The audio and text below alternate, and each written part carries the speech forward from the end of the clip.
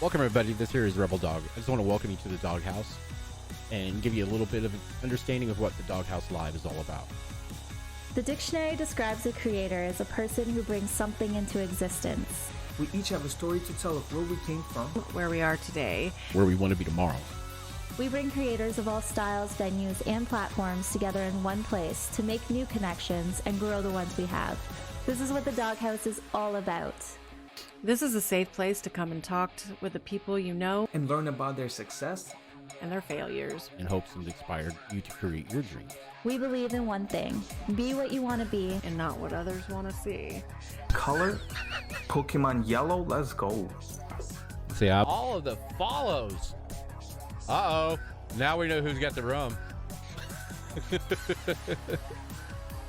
is not exactly why the way is rum is gone. This is what the Doghouse is all about.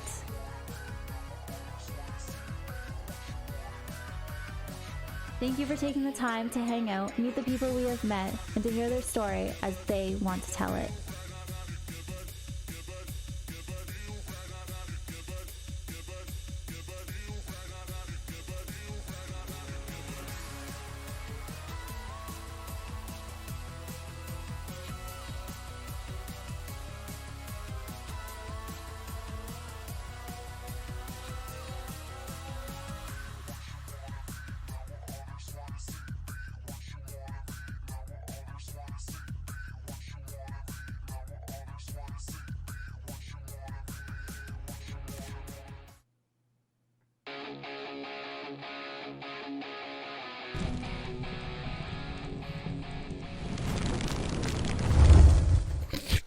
All right, ladies and gentlemen, welcome. There's always something that screws up on a live show. Always something.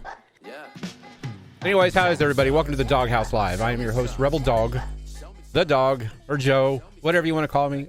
I don't know. Just call me anything. Just don't call me late for supper. Well, I am usually late for supper too, but anyways, tonight we have a special night. Tonight is our episode 20. We have hit 20 Creator Talk episodes. But to start off really quick, I want to say thank you to everybody that's followed in the last hour or so. Thank you for Real Karnick, AJ Cooper, Hulk Smash, Cup of Noodles, Taylor. Let's see who else is Sheena, Raven, huh?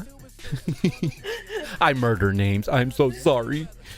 Ravenheart, Zeta, everybody that's followed in the last hour or the last few days. I appreciate everybody.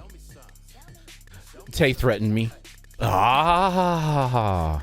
They're here on their own free will. Hey, nothing wrong with a little threat here and there. I'm sorry, Sheena. I really screwed your name up. I'm sorry. I'm really bad with names. It's kind of like the license plate game. Who's ever done the license plate game? Trying to figure out some of the license plate. If I look at a name really quick, that's what I do. I screw it up. But anyways, we have a special night tonight. I want to go run down a little bit of stuff real quick that we are doing in the future, and then we'll get on started with the show. To start out with, I don't know if you guys have ever been here before, if you've ever looked at any of the previous videos. Most of them are gone on Twitch right now because this channel will never be affiliated or partnered with Twitch. The only time it'll be partnered is if we sit down and negotiate a partner contract that works for us, not for Twitch. I want everybody's content to belong to them that comes on here so they can use it as they want, when they want, and how they want. But all previous episodes of the show are up on YouTube, which is Doghouse Live. You can just like this, just like the channel says down there, just Doghouse Live. That is the YouTube channel, and yes, I'm really bad in ADHD and all that crap. I still don't have any commands for my socials over here yet. But anyways, and I'm sorry for the glitch in my camera. I have no idea what's going on. because this is the only screen that it glitches in, so I have no idea why it's glitching. But anyways, season 1. This is the season 1, episode 20. This is kind of gonna be, this month here is gonna be our season finale stuff. Tonight is gonna be the season finale for the main creator content, or creator talks. And we have special Taylor Takedown, as you can see right down here in the corner. I'll bring her up full screen. Actually, I can do that right now. We'll just do that. She can just kind of. There we go. There we go. There she is. There she is. All right. Something new I started is like, well, I'm sitting here always doing an intro, and it's just me, and I feel like I'm. It's not all about me. So, anyways, as you know, we do Fireball Friday nights on Friday nights. As of right now, they're on hold probably until after November. We've got to do some. We're trying to break down. We've got a big event coming up on the 30th of October. Serial Sundays is also on hold right now until we can get some internet issues fixed on Pirate's end. So as soon as everything gets fixed, we'll be back on track. Hopefully by hopefully it'll probably be more than likely. We'll start filling stuff in like around November, but the main shows and stuff will start back up in December. Season 2 will start up in December. We have a big event, like I said, coming up on October 30th. Starts at 9 a.m. Central Time. It's 10 p.m. Eastern Time. Don't ask me what it is over in UK, because it just adds 6 hours and you'll be good. But what we're going to do is we are holding a charity stream for Stack Up Military charities. They start in their call to arms. They are starting their call to arms charity drive, dono drive in November, so we're getting a jump on them by 1 day. So anyways, our goal is going to be $2,500. We're going to try, we're going to try to hit that goal this year. But anyways, it's going to, basically, we're going to be doing creator talk interviews throughout the day. Hopefully if I can get a couple of other ones that are trying to get booked right now to be on that day instead of the rest of the week. So, but we also have a Call of Duty tournament coming up that will be probably, I think we're going to start at like probably 10 Central, 11 Eastern. So that way some of the people from the UK and stuff like that, if they want to join it, they can do it. It is by invite only, so we are looking right now for two. Well, let me give you the rundown. It is a boy versus girl. A boy versus girl. So what it is, it's going to be a boy versus girl kill race. You jump into Rebirth pubs for 2 hours, get as many kills you want. You know how all that works. Whoever comes out the victor at the end of those 2 hours will go into a final 1 hour run, and it'll be a boys versus girl. So you get two things, that you get two prizes out of this thing. You get, the team gets a $200 cash prize to split amongst themselves. Then you also get the bragging rights, whoever's better, boys or girls, when it comes to COD. So, but right now we are looking for two more girl teams, which is a quad. So, and we're looking for, I believe, at least one more boys team. So if you guys are interested in doing that and getting your chance to get the trophy to be the best, in the DM me after the, you can DM me on Twitter, you can DM me on Twitch, whisper me on Twitch, and we'll see what we can do. But we do need two more girl teams as far as I know, and one more boy team. But like I said, $200, and I think the bragging rights would just be better than the $200. I know that's just my opinion, but anyways, those are what's going on right now. Oh, I forgot. There'll also be like a Halloween contest. It'll be a $50 payout for the best costume at the end of the day. I'm going to try to get some of our previous guests on that were cosplay players to be judges, like Glam and Shadow and some other people, and let them be the judges on who's the best costume. Cosplay people are invited to participate. I don't know. I don't know. We'll talk about that later when we get there. Anyways, you guys want to get on with the show? Thank you. You're probably tired of listening to me. But anyways, we were going to go talk to Taylor. Let me see if I can get this right. I hit the right button. Yes, I did. Yes, I did. Haha, it worked. Oh, what's up? Nailed it. Nailed it. What's up? How are you doing? Fantastic. How are you? I'm good. I'm good, I think. Yeah, everything's working good. I got the intro spit out and I didn't stumble over it, and I feel really good. And I get to talk to you. You know. Nothing better than that. Yeah, exactly. So, anyways, to start everything off, why don't you just give a little spiel about yourself? Who are you? Where can they find you? What's your main game?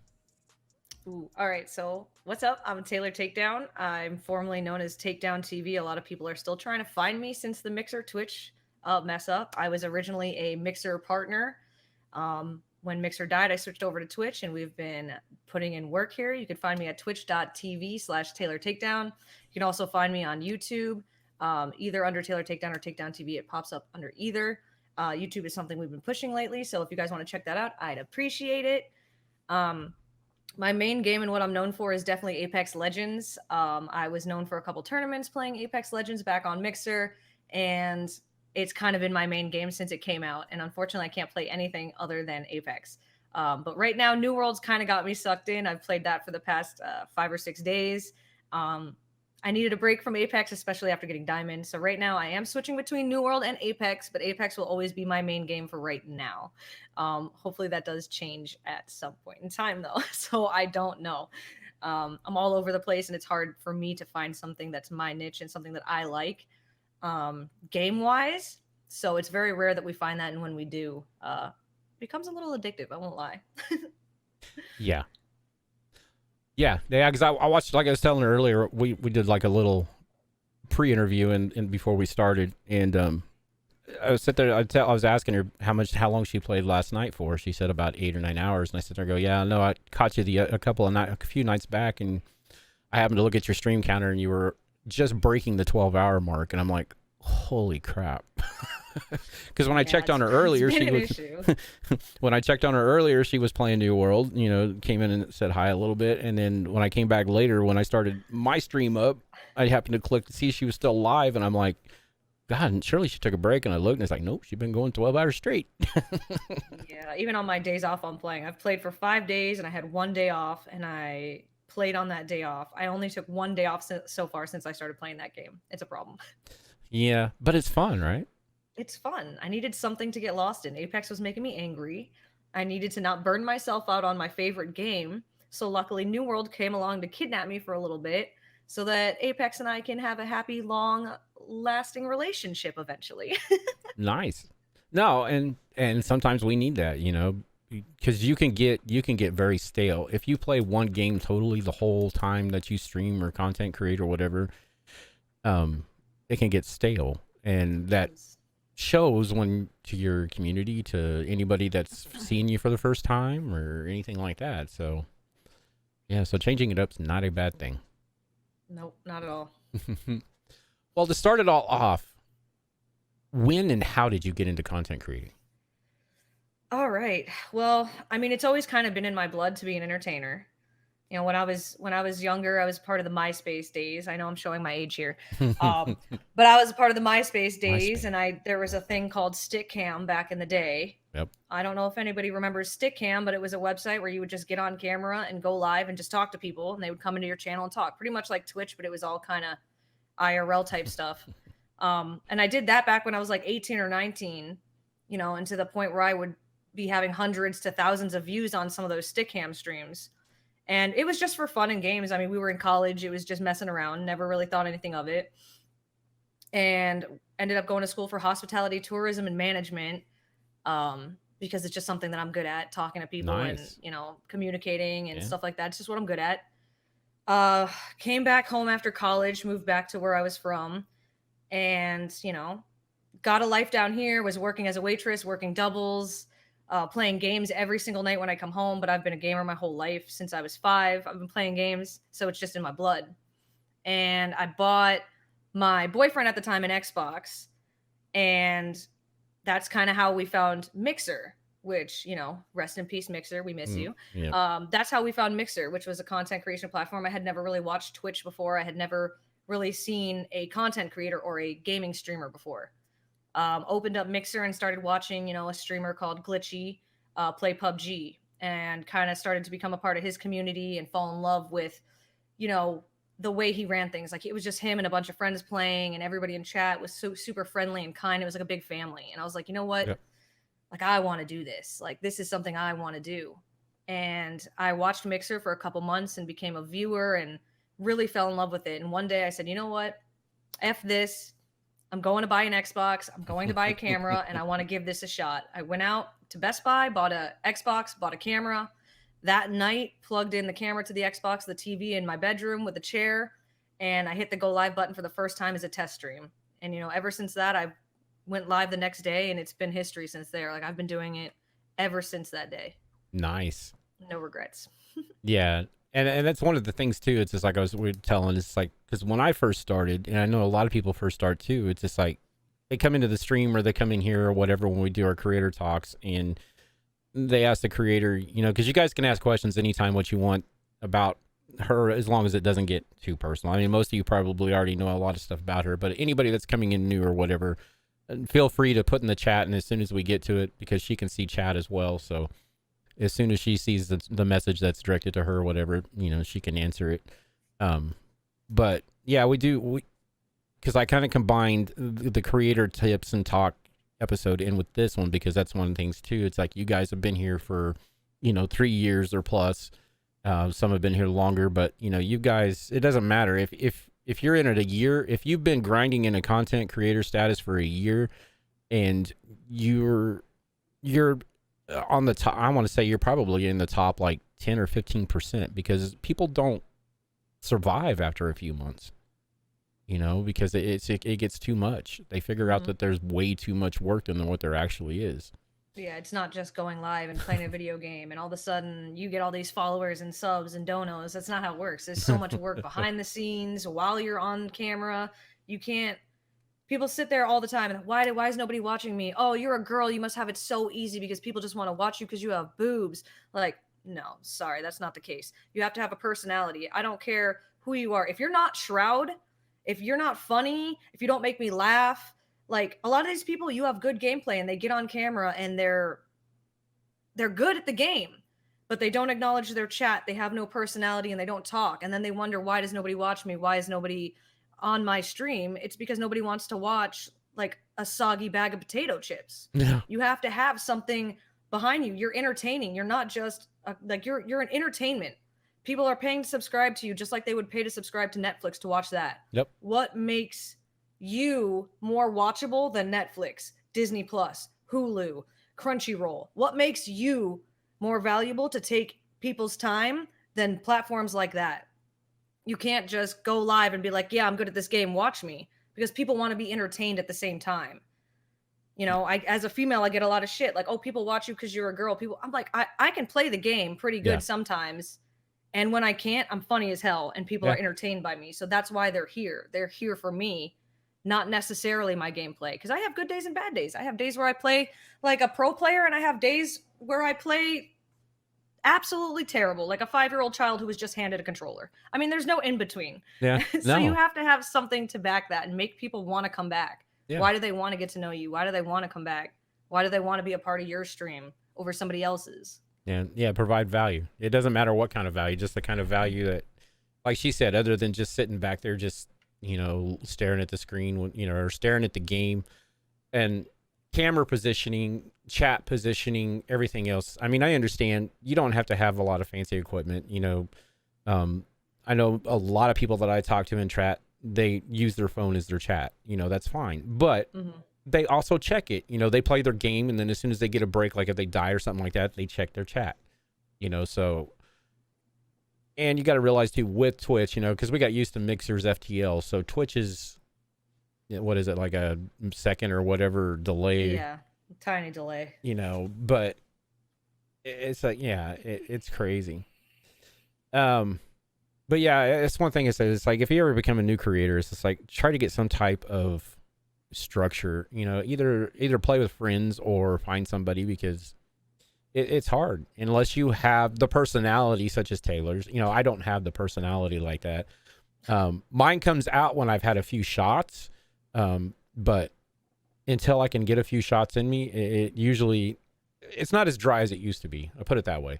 I've actually grown into a personality to tell you the truth since I've been doing these. But yeah, you put you get a couple of shots of Fireball in me in hint Fireball. You know, we're trying to get sponsored by Fireball, damn it. So This is trying to, Miller Lite. Okay, yeah. I just wanted to get my name in there real quick. I'm putting my name in the hat with you. That's good. Hey, no problem whatsoever. I share. But yeah, it's just like personality is the key. I mean, unless, like she said, unless you're a boss player like Shroud or Ninja or anybody like that, personality is key. But even Ninja has a personality, you know, like, and look at Ninja in his old days. When Ninja first started, like, I can't tell you how many people have been like, say like, oh, I'm toxic or I'm this and that. But people don't go look at Ninja when Ninja started. Ninja was like how toxicity in gaming kind of started. I mean, it's always been there, but that's kind of when people started to be able to see it because content creators were streaming and they were doing stuff. I mean, everybody knows the famous line from Ninja, "You little shit." You know what I mean? Like, everybody knows that, you know, and you can grow. Like, that's not how he is anymore. That's where he started. That's where he was. You know, obviously that's not how he is anymore. Yeah. He's not everybody's favorite, but everybody grows and you go through spurts. You start somewhere and you kind of grow into what you're doing. He kind of knew that a lot of people that watched him were kids. And that's kind of why he changed the way he did his content, because that's where his fan base was. My fan base is mostly adults, you know, previous army vets, like people who like raw, rude, crude, lewd. I don't watch my mouth. I cuss a lot. I am not your regular female who's going to bat her eyes and smile for a sub. I don't care. If you say something that I don't like, I'm going to let you know I didn't like it and why I think it was wrong that you said it. I get a lot of hate for that and a lot of backlash. I'm, you know, I'm a bitch. I'm this, I'm that. But it's just, I'm honest. I'm raw. I'm real. I'm 30 years old. I don't have time to beat around the bush. This isn't high school. I'm going to say things the way that I am. We're adults. We could talk it out. Like, that's just who I am. And a lot of people don't like it. And I know not everybody's going to like my raw personality and who I am. But I would prefer to be supported and loved for who I am than for somebody that I'm not. Exactly. I'd hate to get on camera every day and fake who I am for people to like me. I'd rather them just like me for who I am so I can go to sleep every night saying, you know what, these people like me, whether I'm in a bad mood, a good mood, a hungry mood, whatever it is. Like, my community has seen me in every way. They've seen me cry. They've seen me yell. They've seen me happy. They've seen every single side of me. I don't hide it. You know, I am who I am. And I want them to see that I'm a real person. I'm not just somebody who sits behind a computer screen and plays games. I have feelings. I feel like everybody else. I have anxiety. I have depression. I suffer with everybody, you know, and I want people to know that they can, you know, confide in me or talk to me to feel better. Or I want it to feel like a family, not like you guys are just subbing to me or you're my fan or you're my viewer. Yeah. You guys are my friends, my family. And that's what is so different sometimes with content creators, because not everybody treats things like that. Yeah. Like, I've spent the last 3 years in my Discord constantly. If I'm not streaming, I mean, since the pandemic started, every single night, you could ask my community, we sit in Discord voice chat. I end my stream, I do what I got to do, I jump in bed, and I jump into Discord voice chat. And whoever wants to jump in there can jump in there with me and talk to me personally and just chat, play games together, whatever, hang out. It's more than just viewers and a job. Like, to me, it's my family. Like, these people would jump in front of a bullet for me as I would for them. And we've built that. People always ask, how did you get such a beautiful community? How did you get so close with everybody? How are you guys like a family? But people don't realize that I have spent almost all of my time and all of my hours putting myself into my family. Yep. You know, it's 8-hour streams and then 5 hours in the Discord with everybody, go to sleep, get up, do it again. That is my daily routine every day, is constantly with my community, with my friends, with my family. Like, I have no time for myself. Like, that's why when I got lost in reading last month, it was reading, I was reading a book in a day because I just hadn't had time to myself in years. And I kind of needed that little bit of space and that little time just because I put so much into them. Yeah. And we need that, you know, especially, you know, people don't know what the mental, I mean, if you've never sat behind a camera and actually, I mean, I take that back. You can sit behind a camera and not feel the struggles, you know, because you don't understand, you know, what all goes into this. So like because I do have, you know, I've seen people that just pop on the camera and they just play a game. You know, like I said, we just play a game and then again, then you go what we were talking about. It's like, well, how come nobody's watching me? It's just like, well, it's because the mental strain that it takes on you to go through things to try to make this a workable business. I'm sorry, content creator is probably the hardest job I have ever had in my entire life, and I have worked some pretty crappy jobs and some pretty hard jobs. 100%. And it's due because of the mental strain that you put into it. You know, it's just not the physical strain, because there's a physical strain too, because the mentality or your mental break, sorry, I'm like rambling here. Your mental breakdown of when you sit there and stream to low viewers, no viewers, or whatever, and trying to figure out on a daily basis what you're doing wrong. Is it me? Is it, is it just, it's those kind of things that constantly go through our heads, and it did me. It broke me down. I almost quit last year, and then I was just like, I took a break. Like she said, you have to take that break. You have to step back and you have to take care of yourself, because, and it's one thing I always say, the camera's not going to lie. The camera will see right through anything that you're trying to put out, unless you're just 100% good at making people see what they want to see. But 90% of the time, we're not like that, because we are human. I laugh just because, like, my friends, they always call me out. Like, they know. Like, my community knows if I have a bad day. Like, if I get on camera, they can see it in my face. My eyes are very telling. That's one thing about me that has always been a thing. My eyes are very telling. I can't hide anything. My eyes speak so many fucking words that I can't sometimes. Like, and I could go live because I have to, and because this is my job and I need to do it, and I'll go live on days where maybe I shouldn't, because I'm not feeling good and I'm not feeling myself. And they can see it those days. I'll get DMs from people like, hey, what's going on? Hey, I can see, pain in your eyes. I can see you're not doing okay right now. And they can see it. I can't hide anything from them. A lot of them have known me long enough or know me well enough where they can see when my personality changes, or even if I'm in my head. I could be having a good day and smiling on camera, but maybe I'm just a little more quiet because I'm in my head. And they will pick up on that and say, okay, what's going on? Why are you in your head? Why are you a little more quiet today? Like, they pick up on that stuff. Yeah, and it's great. Yeah, because it's like you said, if you have that tight knit community, which what you just explained sounds like you do, because you do the Discord thing, and like I said, I've watched you on Mixer. You're one of the top 10 people that I used to watch on Mixer, just because of the personality that you showed.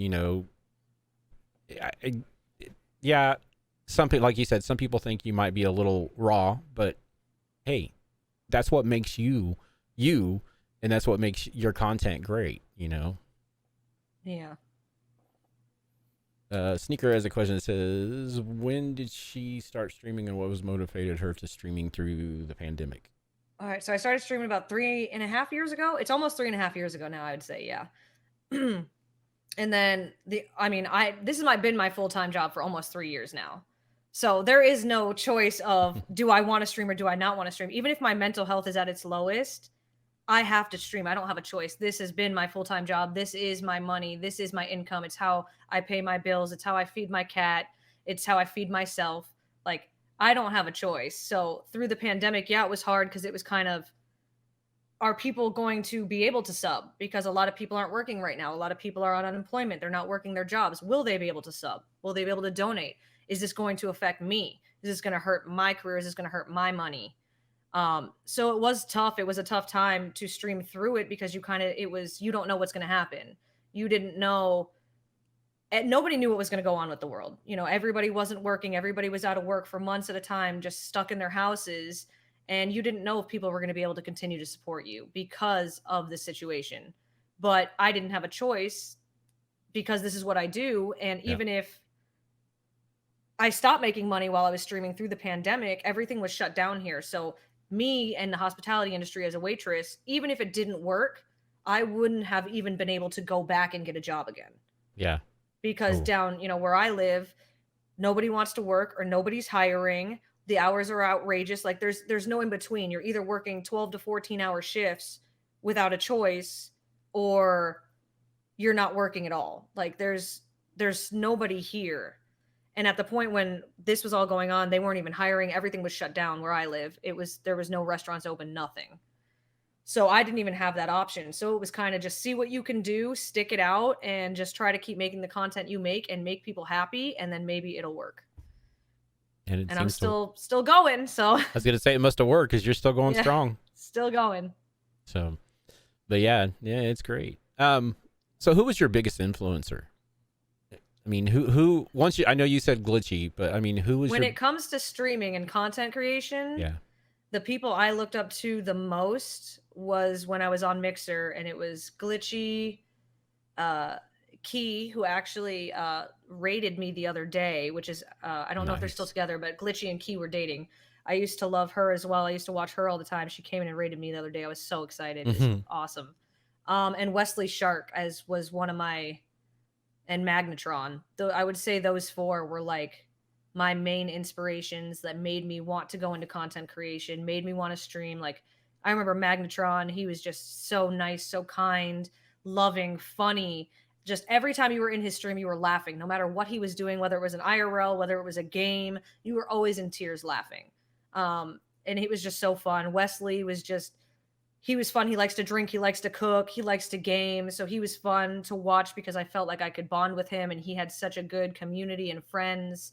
You know, those are the people that I looked up to, but I think I looked up to them because of the way that their communities were. It wasn't necessarily like them I was looking up to.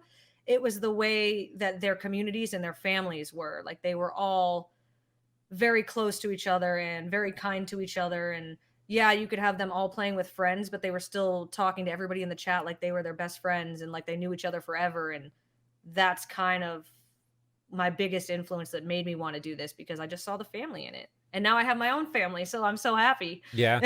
That's that's what took me, the reason why I started streaming. It's like it's because I wanted that family feel. I wanted that connection and that community. And I don't know, I found out I have a bigger connection and community on Twitter and Instagram and all that on the other socials. But a lot of that is because I don't spend a lot of time in my stream anymore like I used to. And that's because I was streaming a lot there for a while, so it was crazy. But yeah, it's like, I think that's 100% what needs to be to make value in your channel, to make people do, is to have a good community and a good family presence. But no, I'm the same way. It's just I don't like calling them followers. I don't like calling them subs or anything like that. I mean, it's family. I mean, it has to be. Yeah, it feels off, like they're friends. Like, I mean, half of these people that are in my community, I have their phone numbers. I call them on a bad day. Like they are there for me just as much as I'm there for them. I can't tell you how many times I've had people, reach out to me or call me, just because they're having a bad day. And the fact that they can trust me to come to me to be upset and vent, that makes me happy. That means I'm doing things right, because they feel that they can open up to me and that they can talk to me, and that I'm not, just a face on a screen, but I'm their friend. Yeah. Like, and that's the most important thing to me, is to let them know that like I'm there as so much more than just a content creator and somebody that people just watch on a screen. Yeah. Like I want friends. Like, I grew up and I was bullied a little bit. I went to a private school with a bunch of rich kids who drove fancy cars, and I wanted tattoos and I wanted to dye my hair, and I listened to not rap, so kids didn't really like me, and it wasn't fun. Growing up wasn't fun. And even as a kid, I was always too loud, or I talked too much. Like I love my family to death, and my family's so supportive of me now, but like I wouldn't be where I am today if it wasn't for the shit I went through with them. Yeah. Like the amount of times as a kid I was told to shut up, the amount of times I was told I talked too much, the amount of times I was told I was too loud, like those things that have forever stuck with me. And I always tried to be somebody that I wasn't, to try to be who they were, maybe more quiet, maybe more girly, maybe more whatever, because I was such a tomboy. They didn't like that. But here, people love me for me. I can be loud, I can scream, I can have a foul mouth, and I can just be myself. And people love me for me, and they don't tell me to shut up, or they don't tell me to be quiet, or they don't tell me that I'm too loud. And like, I think that's what has given me so much passion in this career and pushed me so hard to make it work, is because this career allows me to be who I am. without having to hold back any of what I really am as a person. And that's why it means so much for me to like do this or make a success out of this. Yeah. Everybody always talks about how loud I am, but they love it. And I love that. Like, I love when people talk about how loud I am or that I'm a screamer or I'm this and I'm that. I love that because growing up, that wasn't okay. You Like, weren't I allowed. even just went to visit my mom, for my birthday, or not even like a month ago, to see my grandparents and stuff. And my grandma had made a comment that I was being too loud because it's just how I am. I have a loud voice. I raise my voice. And it upset me because I was like, that just sent me back to childhood. I'm 30 and now I'm being sent back to childhood of being too loud, being told to be quiet.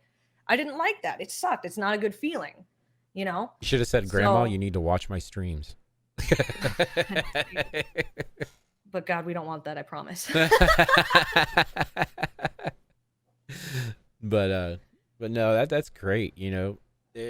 Yeah. I mean, I'm kind of like, most everybody that I've come to the realization is just like to be a wholesome and I don't know, to be honest, what I call an honest streamer, an honest creator, is somebody just like that, is just kind of like you, that just doesn't care what anybody else says and just wants to be themselves, because that's like our tagline for the show: be what you want to be, not what others want to see. Mm-hmm. So that's one thing I just love that. I love when I go into a stream, and that's one of the things that attracted me to your stream, was the fact that you are you. There's no fake, no cameras, no lights, no flashing, no nothing to make you something you're not, Mm-hmm. because you can tell when people are faking. I'm sorry. We as humans have an automatic BS detector in us. I made you think, but it's not, because like the people that aren't real, they do well. And it's sad because some do well and some don't. It doesn't always work for everybody, but you have people that will put on a fake smile and they'll do their thing and it works for them, and they can get away with it. But I think for people like us who are more real and more genuine, and like we say what we say, we are who we are, it's easy for us to pick it up. Yeah. It's like a second thing. I could literally go into somebody's stream and be like, bullshit, hi, and I'm out. Exactly. Like, we can tell, but there are people that are more naive or are either the same way, and that's why they don't see it. Maybe they're just as fake as the person they're watching. What does Sheena say to me all the time? Birds of a feather flock together. Yep. So shitty people are always going to stay together. Like, that's one thing I've learned, is I've had people do me wrong. I've had people do me dirty.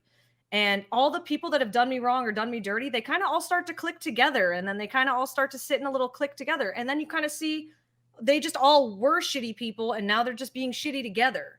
Yeah. So it's just how it is and how people are. And sometimes people are better at it than others, and you can't tell and you're fooled. But most of the time we can sniff it out. But there are people that get away with it, and they either are getting away with it because they're just that good at it, or the other people are just as fake as they are. And unfortunately, that's just a big thing in this industry, is a lot of people just are fake to try to make it. Yeah. And to reiterate on the word fake, it's not people that dress up like in cosplay and stuff like that. We're talking about personalities. Like fake personality. Yeah. Like, you're pretending to be somebody you're not. You're trying to be this nice person who, I mean, I can't tell you how many times I've seen people spread mental health awareness and turn around in DMs and then talk shit about somebody else. Yeah. I mean, you're spreading like awareness about mental health, but then you're going and doing things that destroy people's mental health. It makes no sense. And that to me is fake. That's fake. You put out there this positive vibe for people so they want to follow you and they want to like you because you're so positive. But behind closed doors, you're just a nasty person that you're basically speaking against. Yeah. And that's kind of where a lot of stuff rubs me the wrong way. But there's so much of that in this industry that you kind of just look at it and turn your head the other way because there's no way to get rid of it. There's always going to be people like that out there. Oh, yeah. Yeah, there's been a couple of streamers that, since TikTok's become more popular with the gaming community and the content creator community, there's been a few people that I used to watch and I really liked them I still like them on stream, but I can see a change in them on their TikToks and stuff like that they're trying really, really hard, almost to the point of too hard on TikTok. Yeah. And even though I know the person prior, I know these people prior before they went on TikTok, it still kind of like rubs me the wrong way. It's like, I really don't want to watch them anymore. But it's just because the fact is they're trying so hard to make this extra content that they're losing the focus on themselves. And I have a funny feeling sooner or later it's going to be floating down into their streams that way too, and I don't want to see that happen. Yeah. But if they see success doing things one way, they're going to take it elsewhere. So if they see success doing those TikToks, maybe not the way that they normally are, and they see it working, they're going to take that to their other content to try to make that other content work. Yeah. And that's the unfortunate thing. Yeah. And then the ones that are used to seeing them, because there's a lot of people that don't like going to TikTok. So, you know. Yeah, I don't use TikTok. My personality is too addictive. I can't. I'll sit on there for hours and scroll. I can't do it. No. Too much. I'm one of those that will sit there in the morning because it's like I'm sitting at a stoplight. If I'm not doing my promotion for anything on Twitter or anything else, I'm like rolling through TikTok, and it's like, oh my god, I got to quit doing this shit. Yep. You catch yourself doing it, and you're like, nope, put it down. Sneaker says, what is your most meaningful tattoo? Oh man, good question. I'm gonna have to tie it to 3 of them because they all go together. So like my first tattoo is Love is Real on my wrist. My favorite acoustic artist growing up, his name is Jason Reeves. And he just wrote the most beautiful, I'm very about lyrics, so I'm all about words and stuff like that. And I used to write when I was younger. I was big into English and I was a writer. I would write lyrics, poems, whatever. And his lyrics always hit me so hard. They were just all about hopeless romantic, finding true love, all this stuff. And it's just, I was so engrossed with him, his lyrics, and everything he stood for. So his big saying was love is real. I went and I got that tattooed on my wrist. And then a couple years later, I got on my stomach, I have a drawing that he drew himself, which is just a little stick figure man with a peace sign as a heart. And he's holding onto a balloon that's shaped like a heart with 2 people inside, and they're in love. And it's basically to explain that the world can be burning and everything around you could be on fire. But if you're in love, everything's going to be okay and everything will feel all right. And then I have We Are the Lovesick on this arm, which is another huge quote from him. It's literally like a paragraph long. But that's all Jason Reeves, all 3 of those tattoos, they tie together. And that's just because I grew up such a hopeless romantic, kind of looking for something that I didn't grow up seeing. I grew up in a broken home, didn't grow up with my father, didn't get along with my mom, didn't get along with my sister, kind of just alone. And that was kind of something I always looked up to and looked into, is like, one day I'm going to fall in love and all these shitty things that happen to me and all these shitty things that go on will go away. And those are definitely my most meaningful tattoos for sure. Nice. Yeah. I mean, I love tattoos, but I hate the ones that people just put on just to put on, just to get a tattoo. Yeah, I had one. I got it covered up. I had one of those. It was a heart. Well, I mean, I had a reason for it. It was like a heart with music notes on my arm, and I was going to school for sound production and technology. So I was going to school for music. So I had gotten it tattooed on my arm because I wear my heart on my sleeve, but my heart was made of music. And that's why I got that. And then, maybe 10, 15 music festivals and concerts later, I had seen 40 to 50 of those same tattoos. And I said, oh, no, we're done. So then I got it covered up. And now it's a gaming controller. Hey, it still has meaning, right? Yeah. But no, yeah, because that's one thing is like I've been the last year or so I've been contemplating on getting a tattoo, but it's just like I'm trying to find the meaning in the right one. I mean, it'll hit you when you want it. It'll hit you. Like every tattoo, besides the diamond on my wrist, like they all had a reason for it. Like, I mean, I have a reason for the diamond one, but I look at that one now and I'm like, should have thought that one out a little bit more. Like, like I love all of them, but that's the one where I'm like, oh, should have thought that one out. I don't really like that one. Like, cause I got that one cause diamonds are precious and beautiful, but they're rough as fuck and they will cut through glass. And that is me because I'm a beautiful ass bitch who will definitely also ruin your life at the same time. So there you go. That's why I got that one. But that's one that I'm kind of like, don't know about it so much these days. I don't know. It's still, I mean, I like the meaning, but I just don't like the way it looks. Oh, okay, like, okay. That's the only thing is I'm just like, it could be a little better. But that's what happens when you get tattoos done in your apartment at 18. It happens. No, yeah, that's one thing. It's just my biggest fear is this is like I'm gonna get one of those, kind of like what was that one comedy show that he got it tattooed across the back? It says no regrets, and regrets is spelt wrong. No regrets or whatever. that's my biggest fear is like if I get a word tattoo, I'm scared that it's going to be spelt wrong and then I'll be stuck with it for the And they're however. stuck with it forever. But no, yeah, tattoos. I mean, I love looking at tattoos. I love, and because especially when they tell a story, you know, if they tell a story about your life and everything else, those are the ones I like the most, you know, because it's a story. It's a storybook. I mean, it is. So, what is the biggest high in your career that you can think of? For content creation, definitely the Mixer Matchups tournament where I was the MVP. That is my highest of highs. Like, I'll never forget it. I'm still so proud of that moment. Like, the videos are on YouTube, and like to this day, if anybody asks me what I do, I show them that video. Like, that's nice. still my proudest moment. Like, just being able to sit there and like rewatch that and see the announcers, you know, talking about me and saying good things about me, like that was the craziest thing for me. Like talking about how good my gameplay is, like them screaming, "Oh my God, takedown!" Like, holy crap, she's actually doing this. Like everybody being so shocked by like how good my gameplay was, like, and how good everything was. Like that's definitely my highest of highs, was being in a competition that was, you know, had announcers and had people sitting there and talking about your gameplay. And like I couldn't see it then, like when I was doing it, because I was in the competition. But to be able to go back and watch the things they said about you and the fact that they were so nice and she's the MVP, can you believe she's carrying these teams and like getting all these kills and doing this stuff? Like that was definitely a high for me. Like that was one of the best moments where I like felt like I actually had done something, because I've never been a good game player. I've always been personality, screw around on stream and play with my friends. Yeah. So to be able to have that moment to prove to people that that's not all I am, like meant a lot to me. Was like showing people, hey, I am a badass. I can play this game. I am good at this game. You know, I do fuck around and I'm funny and, you know, I mess around a lot, but I can show you guys that I can do things that you guys think I can't. Yeah. So that's definitely one of my biggest highs that I'll never forget. That's good. That's good.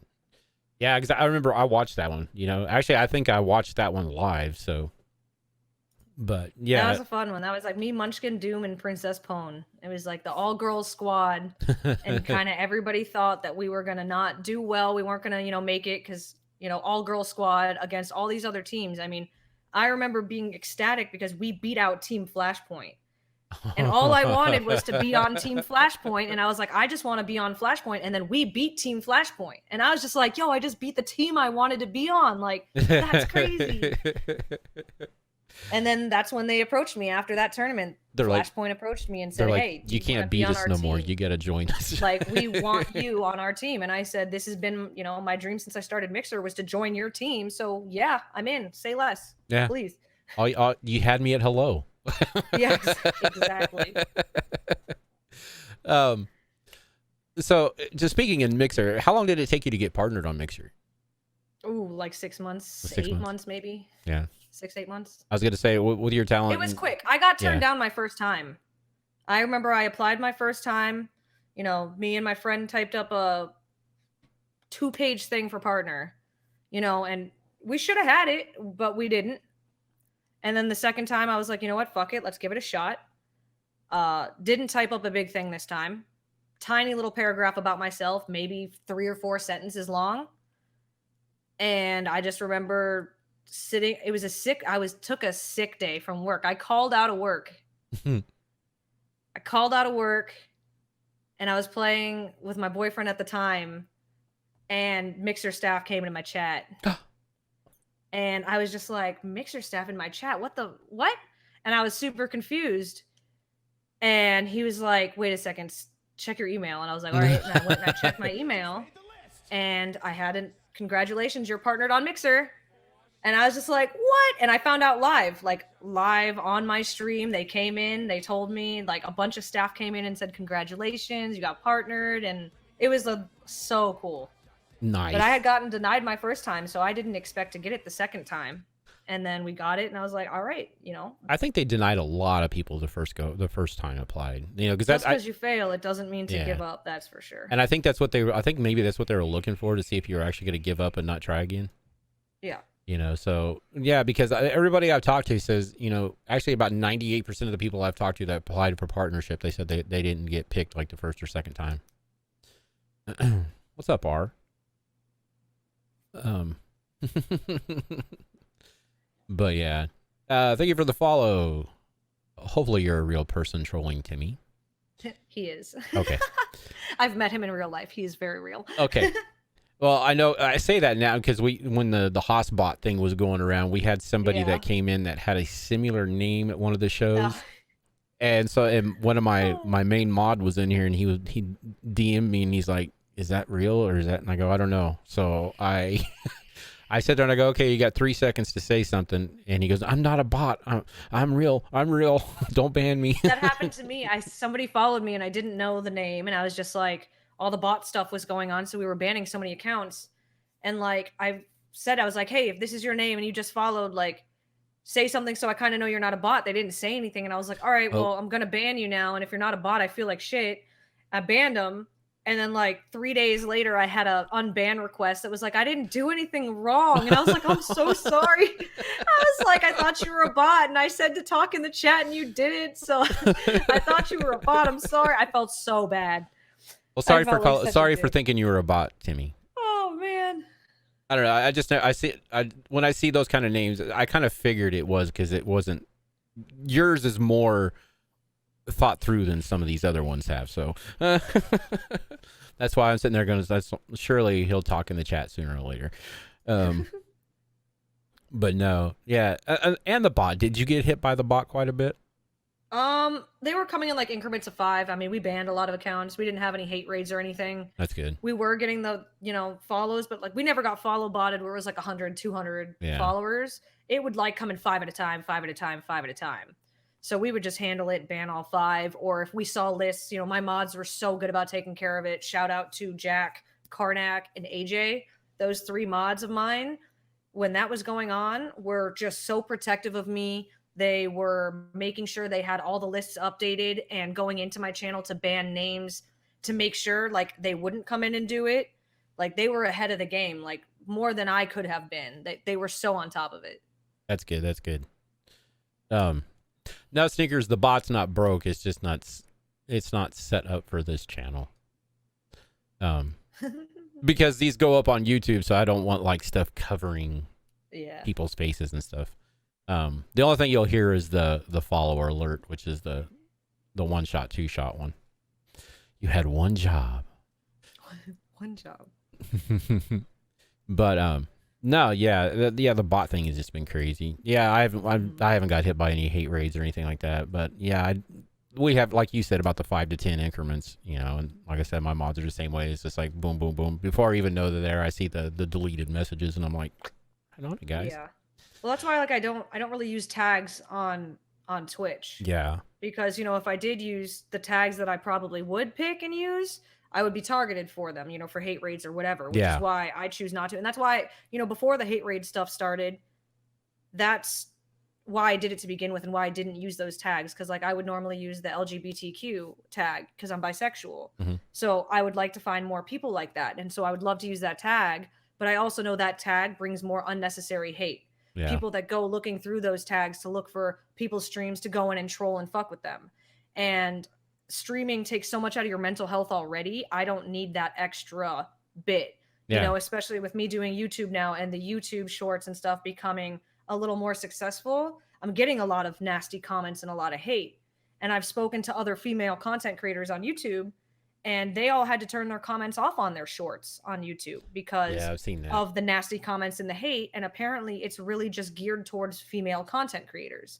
Like if I post a clip on my YouTube shorts of me wiping a squad and a good gameplay clip, and you comment on my post and you say ugly, you're not doing that on Dude's post. You're not going to Dude's post and on good gameplay and being like, you look like ass, bro. Your eyebrows are too big, bro. Like, you're not doing that. You're just doing that to females. Like, this is a clip about my gameplay. What do my looks have to do with my gameplay? Yeah. Like, this is a clip of my gameplay and you're commenting that I'm ugly on it. What is the point of that? It makes no sense at all. But people on the internet, they just do that.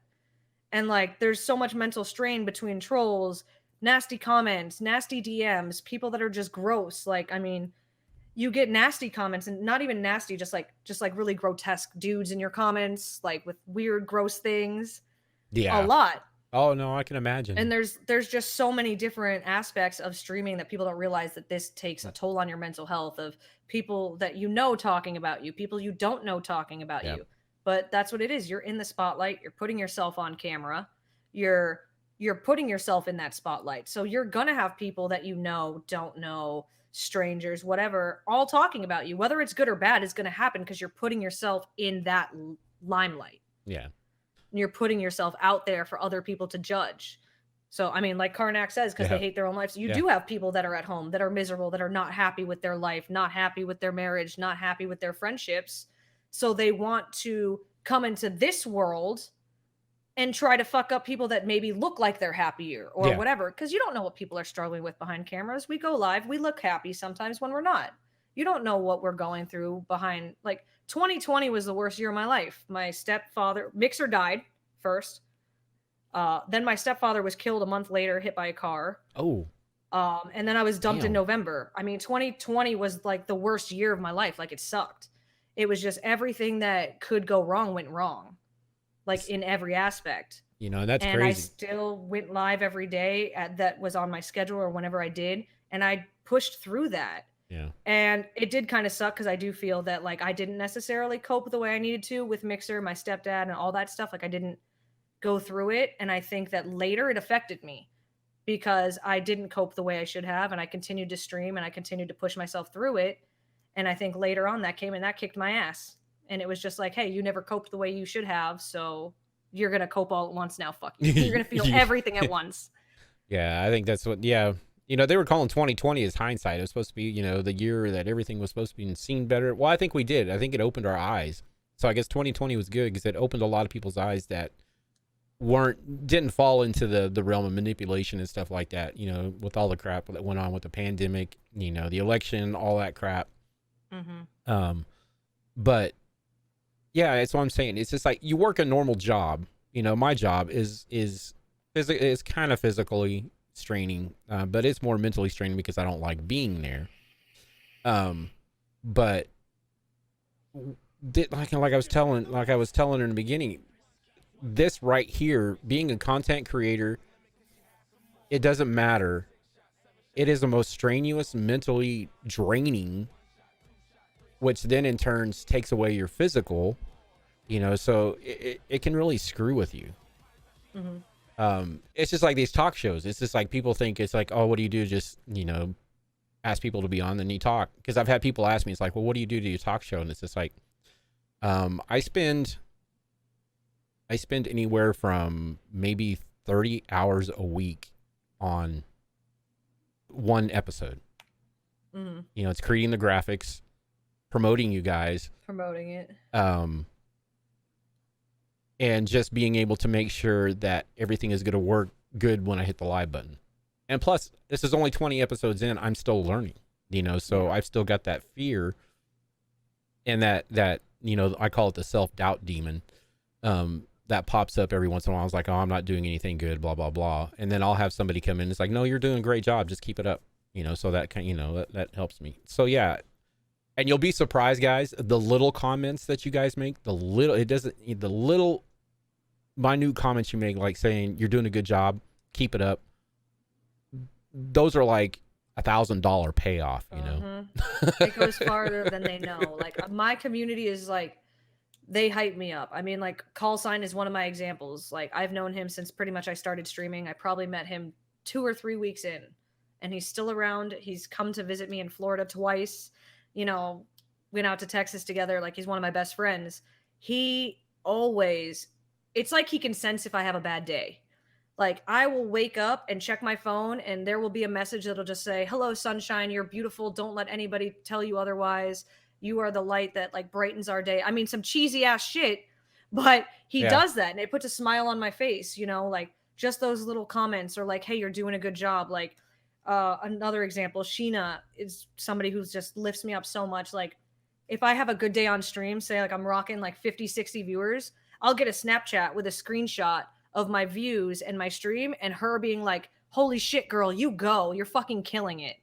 Like, and that's the littlest thing. Like, the fact that she notices that my stream is doing better numbers and like that she can see that it's doing well and then celebrate that fact. Yeah. That is huge for me because that's something like people don't really notice, people don't see. You know what I mean? Like I see it because like obviously as a content creator, we're looking at our numbers. Yeah. We're looking at things like that. You know, and sometimes it affects our mental health in a negative way because the numbers aren't always good. Like there's good days, there's bad days. You know, I do this full time and I'll have days where I sit at 15 and then I'll have days I'll sit at 50, you know, and you'll get in your head about it. But on those good days, when you have somebody notice those good days and point them out to you and cheer you on for them, like nothing means more than that. Yeah. No, yeah. And that's what, you know, it's when people talk about networking and stuff like that. It's just like, or the one thing I get people is like, man, I'm sorry, I can't sub to you or I can't give you bits or whatever. It's like, dude, no, you don't have to. I hate that.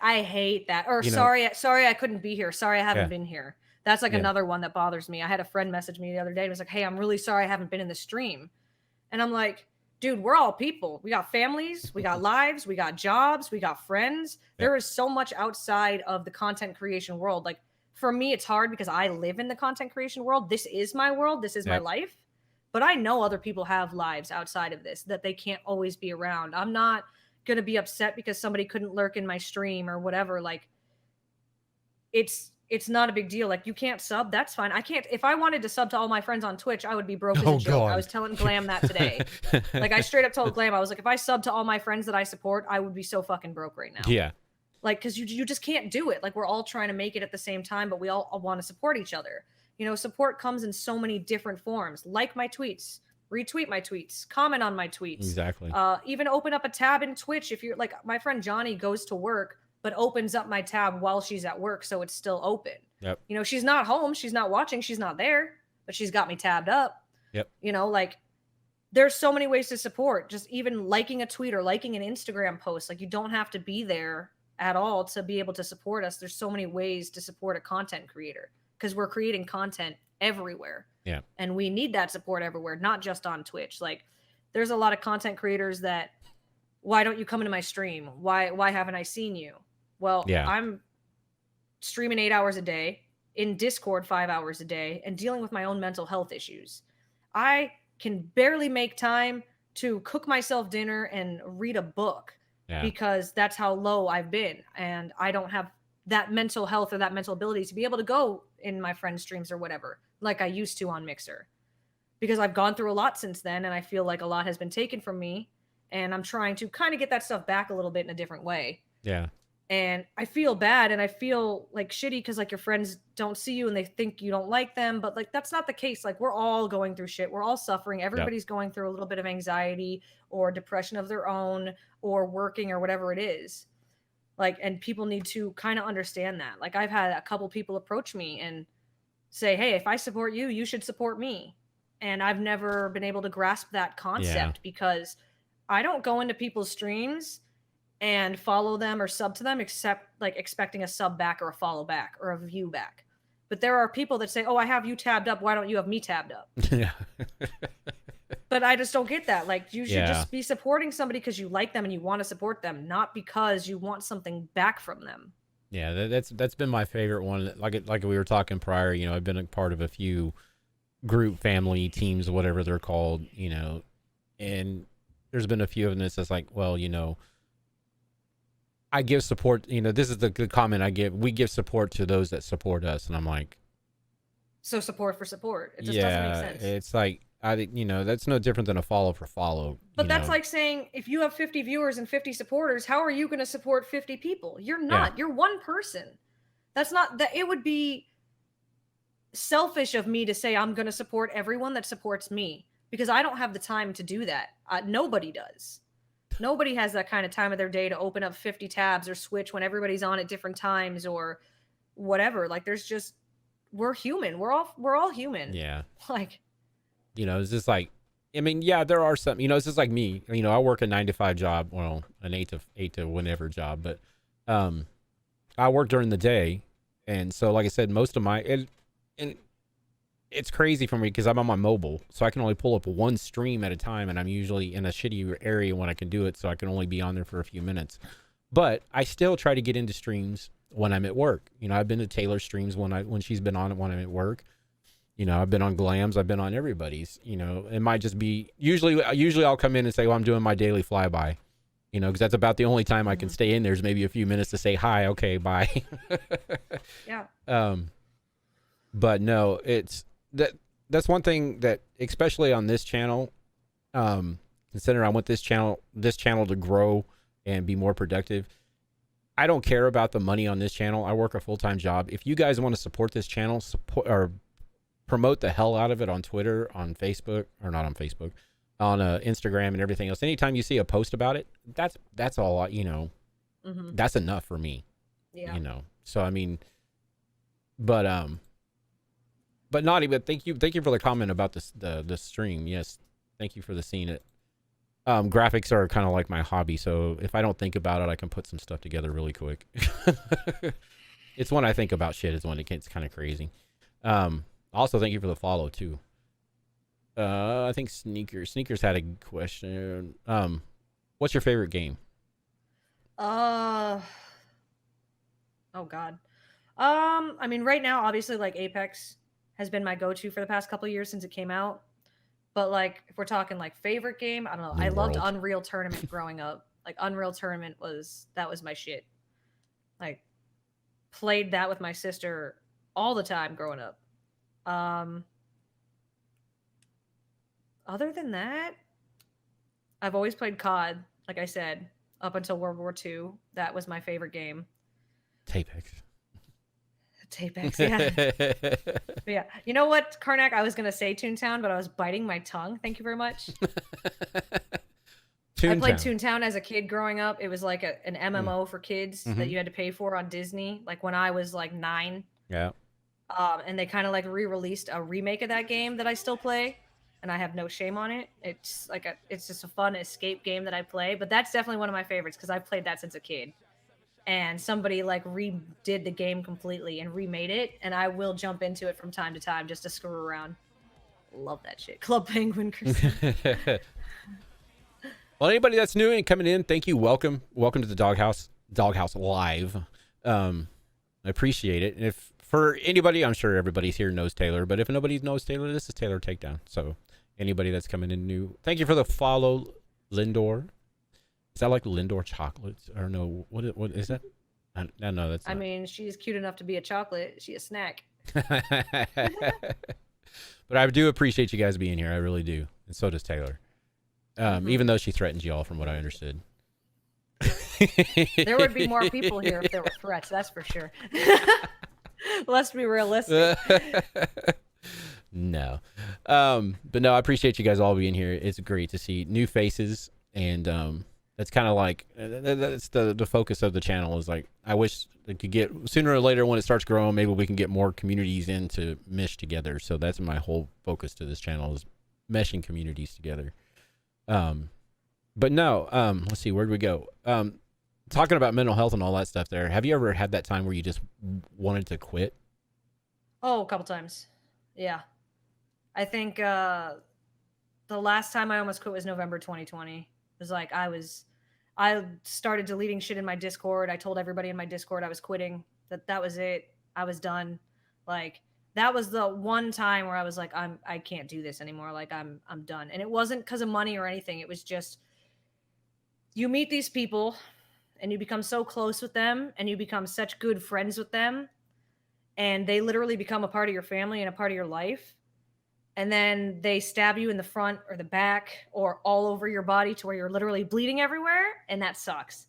And unfortunately, like by that time that had happened to me, maybe by like 4 or 5 different people that I thought were like my closest people to me, my closest friends, to really kind of fuck you over. And that was the one thing that kind of drew me over the edge is like, how many more times is this going to happen?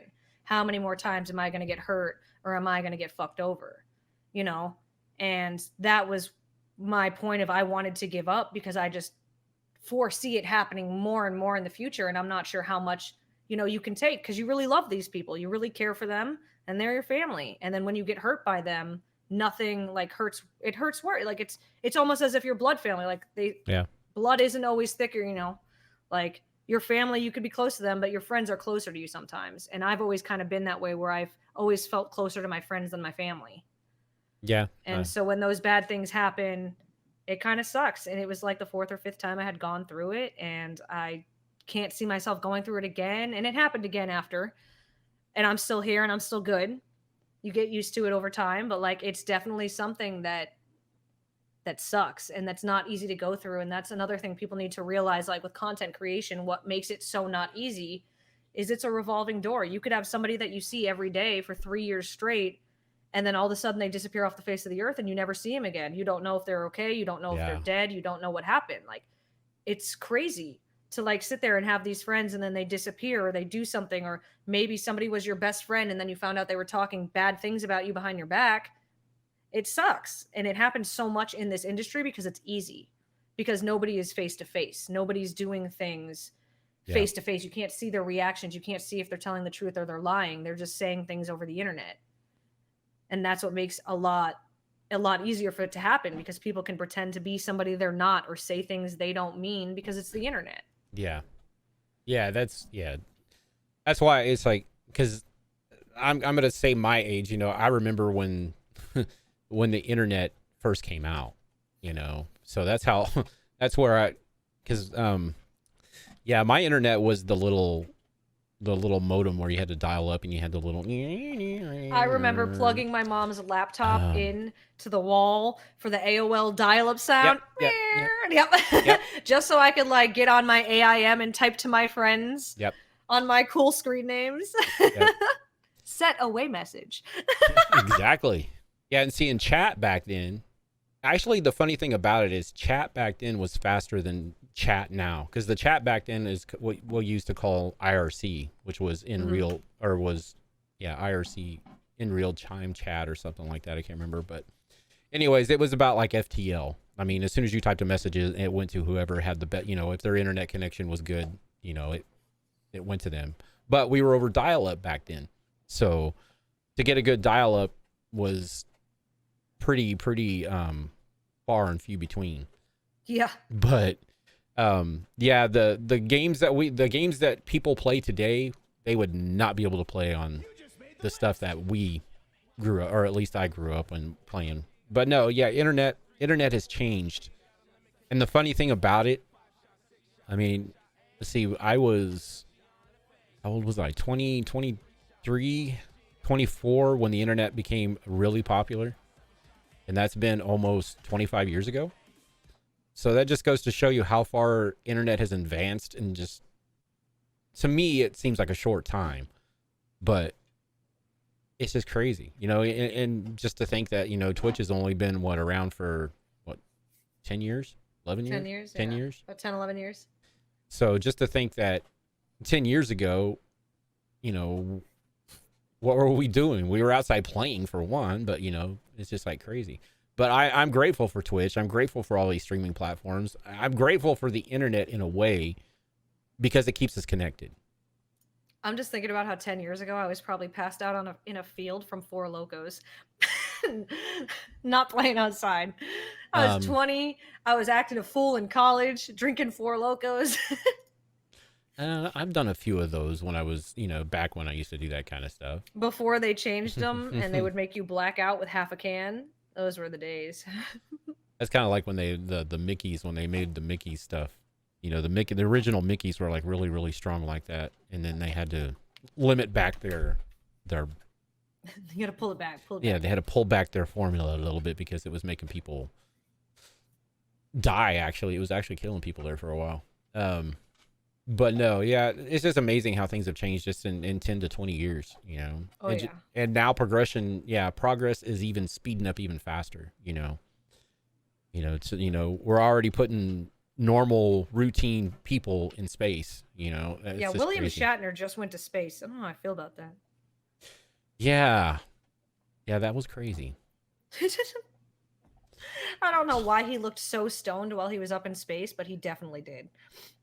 It's probably because he played in space for so long. He thought he already knew what was going to happen. He was like, "Yo, man, I've already been here." Aries, thank you for the follow. Welcome to the doghouse. But let's see. Make sure I'm not missing anything in chat. It's actually moving. I'm not used to it moving. You do have an awesome community. I'm gonna say that. Yeah, You got I some do. great people. Yeah. Um,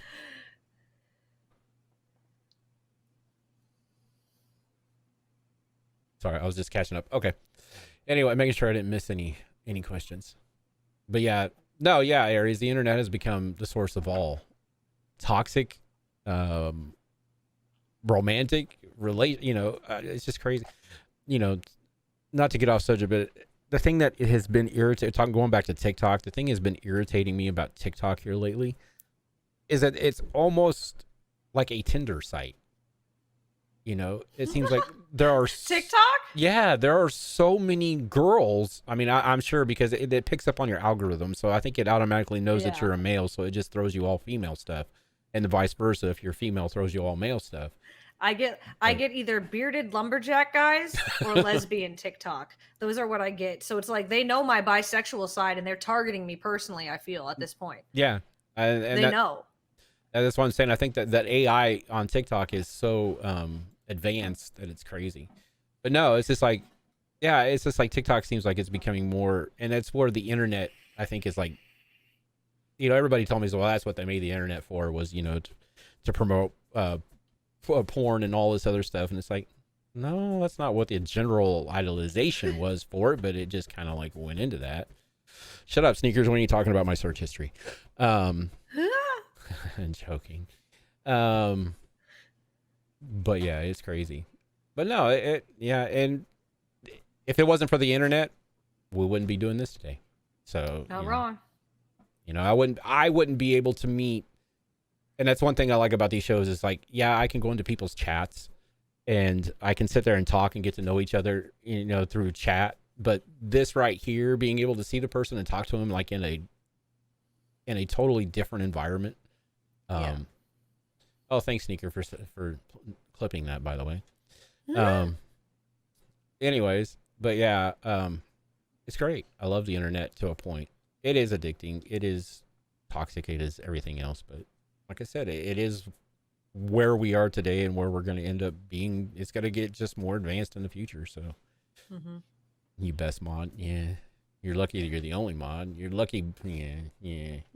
No, Sneaker's been around with me since Mixer. He's one of those community members that came in and he's just kind of like stuck to me.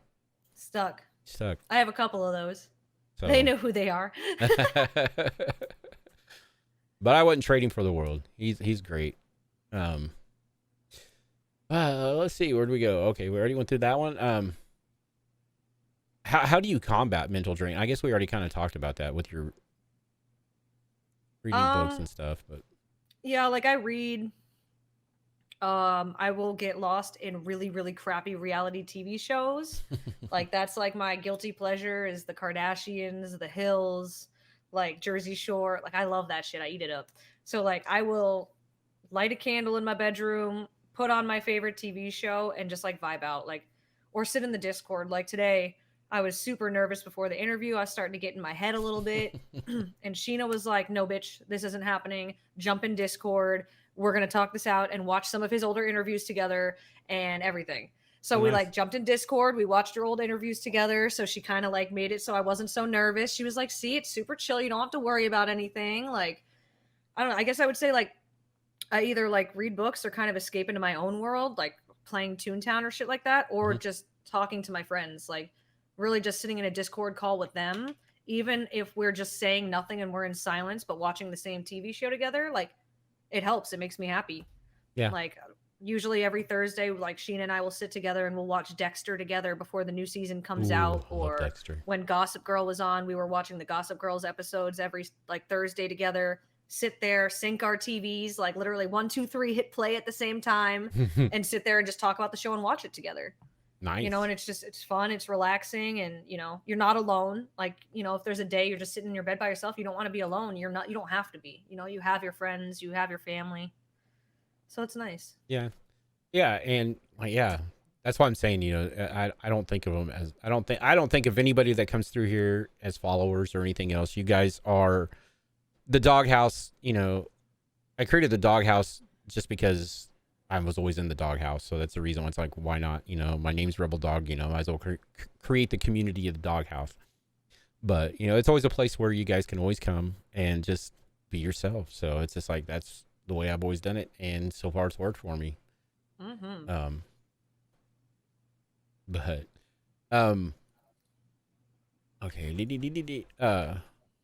What's your favorite time of year? Oh my God, Christmas time. Christmas? Yes, always. I don't know why. Just like to me, like I know it's like a really shitty, sad time for people. Like, but for me, like, yeah, I get sad around Christmas time sometimes, especially like if you're alone or you can't be with somebody that you love or like whatever. It does suck, but like for me, the holidays is like a time for me to take advantage of like all the funness. I don't know. Like I start in October, like dressing up in costumes on stream, Mhm. you know, dressing up in cosplays for Fan House, which I'm not a cosplayer. I don't cosplay. Everybody knows I don't do costumes. I never have. So this is like a new thing for me. Stepping out of my comfort zone, but I've been doing that and that's been fun. And then you got Thanksgiving, so you have good food and fall pumpkin spice candles and carving pumpkins and stuff. And then you get Christmas time, which is just like, you know, friends, family, good food, just like cheeriness. I don't know. I love to decorate my house for Christmas. I love putting lights everywhere. I like putting, you know, cute little reindeers all over my house. And it just cheers me up. And like my house smells like Christmas trees. Like no matter like what mood I'm in, the holiday season will always cheer me up. Like I'll have my down moments as everybody does, but to me, it's something that like gives me something to look forward to. And I love buying people presents too. So Yeah. I love to buy people shit and like see their faces when they open something that I've picked for them. So I just love the holidays. Yeah, that's why it. No, I love Christmas. I love because it brings back the childhood memories, you know. Mm-hmm. And like I said, anytime I smell a real live Christmas tree, because we had live Christmas trees in our house all the time growing up. But yeah, it takes me back because then you think, you know, hang on, my dog's trying to chew my cord. I don't know what he's doing, but I can just see, if you see a big flash over here, that's probably because he bit into my light cord. But no, yeah, Christmas time is it to me. You know, because I watch a lot of Christmas movies. I watch a lot of the old black and white movies. I'm stuck on black and white movies. My favorite movie to watch is oh, it's an old one with Danny Kaye and I can't even think now. White Christmas. White Christmas is a good one. Yeah. It's a Wonderful Life is a good one. Yeah. So it's Christmas time's a good time. I mean, I like Halloween too. I like Halloween because it's a time to where you can actually, if you like dressing up and stuff like that, you can actually escape from your persona for a little bit. Mm-hmm. And I don't usually do scary movies, but this year we've been doing like, because I get scared. I grew up on scary movies, like watching them with my mom. I've seen them all, like with my mom, and just grew up watching them all the time. And I guess I got older. Maybe it's because I started smoking tree. I'm like scared now and jumpy. I don't know, but I'm like a total pussy now. And I'm scared of everything, like absolutely everything I'm terrified of. And gory stuff doesn't do well for me. So I stopped watching scary movies. But this year we've been like easing. We started with Hocus Pocus, of course, because it's not scary. And then like I've been easing myself into more horror movies, but we're like really taking advantage of the month and putting a different themed movie on every night, like whether it's Halloween themed or spooky themed or whatever, and just kind of enjoying that, like turning the lights on. So, you know, the red lights all over the house to kind of give it a spookier feeling, like to just kind of get into it. I don't know. It's a lot of fun. I'm like really getting into the holidays this year. I don't know whether to keep me distracted or whatever, but it's a lot of fun. Yeah. No, I personally, I love scary movies. The scarier, the better. The ones that I'll still watch them. I'm like addicted to them. Are the psychological thrillers, the one that you know that shit can actually happen in real life, but it's just like kind of like what was the series, Final Destination series. I don't know if you ever watched those, but oh yeah, yeah, those. I still can't drive by a truck with like wood or anything in the back because I'm terrified it's gonna get me. See, and that's what I do for a living during the day is I haul lumber around. So people, my nightmare. I think people have just watched that movie because I see people like backing away from me. It's kind of like back in the day when absolutely. I'm either speeding past you or going lanes over. Like I'm out. I see that. I'm like, I'm behind that. Nope. Turning. And to answer your question, sneakers, they were before the dinosaurs died. Thank you very much. Anyways, I mean, I'm old, but I'm not that old yet. but no, it's like I know the new Halloween movie, or not the the new. I want to see it. I do want to see that. I'm kind of disappointed they made another one, but then I'm not. I don't. I Yeah, think. but like Jamie Lee Curtis is Yeah. in it.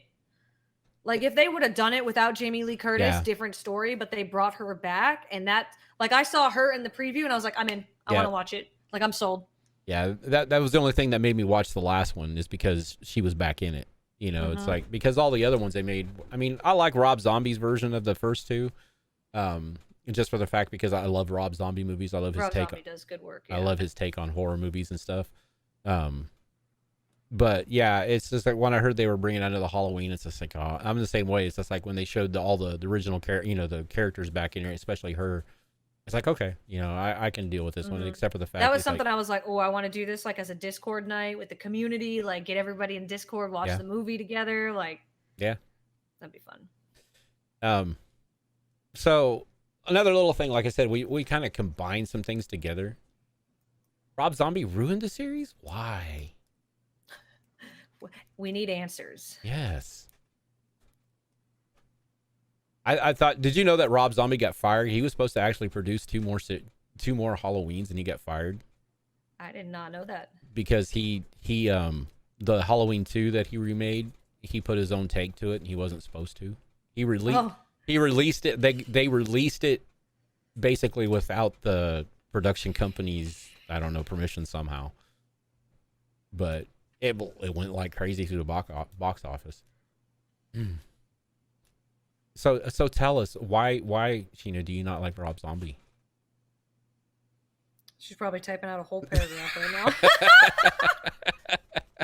now. She's like, well, first of all, But no. I mean, yeah, I mean, for somebody that remade a movie, I think he did a good time. I mean, I've seen other people that try to remake movies. Because, I mean, if you remember right, Halloween 3, I don't know if you guys all remember Halloween 3, but they had a different producer on those, and it went totally off script because it was the one with the pumpkin heads. I'm And trying to remember, but I can't. I know I've seen him. yeah, because they did Halloween 3. I don't know why they went off script and they did some Halloween Town or something like that, but it was like crazy. It had nothing to do with the plot of Halloween. Oh, you love Rob Zombie, just not his vision of Halloween wasn't for you. Okay. Well, Rob, he kind of went back. The first one, he kind of went back into to tell, how it began. And then the second one is when he put his own take on it. Devil's Rejects was good. But, you watched the very first one last night. I got to say, sadly, it doesn't hold up to my opinion. The first one of what? Halloween? You talking about the original Halloween from like 1970 or the one from... I liked the original ones, but I grew up on the originals. Like the original Halloween, Friday the 13th. Like that's what I grew up on. Like Chucky, all those. Yeah, no, I heard there's a new Scream coming out. I can't believe that. I mean, that one there should have just died at one, actually. I wasn't really... You can. I mean, I like prequels and sequels and shit like that, but it's just like some movies you can only go so far. The one with Buster Rhymes.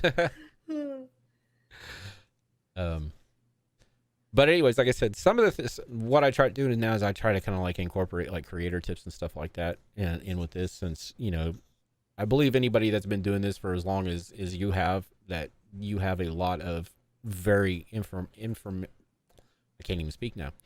A lot of very usable information that will help people, like I said, and don't get this wrong, what works for her, what works for me might not work for y'all. But you can take what works for her and what works for me and everything else, and you can tweak it to make it work for you. That's the nice thing about content creating. It's the basics, but you try to make the basics better. That's the challenge. Yeah. You tailor it to yourself. So like what works for you.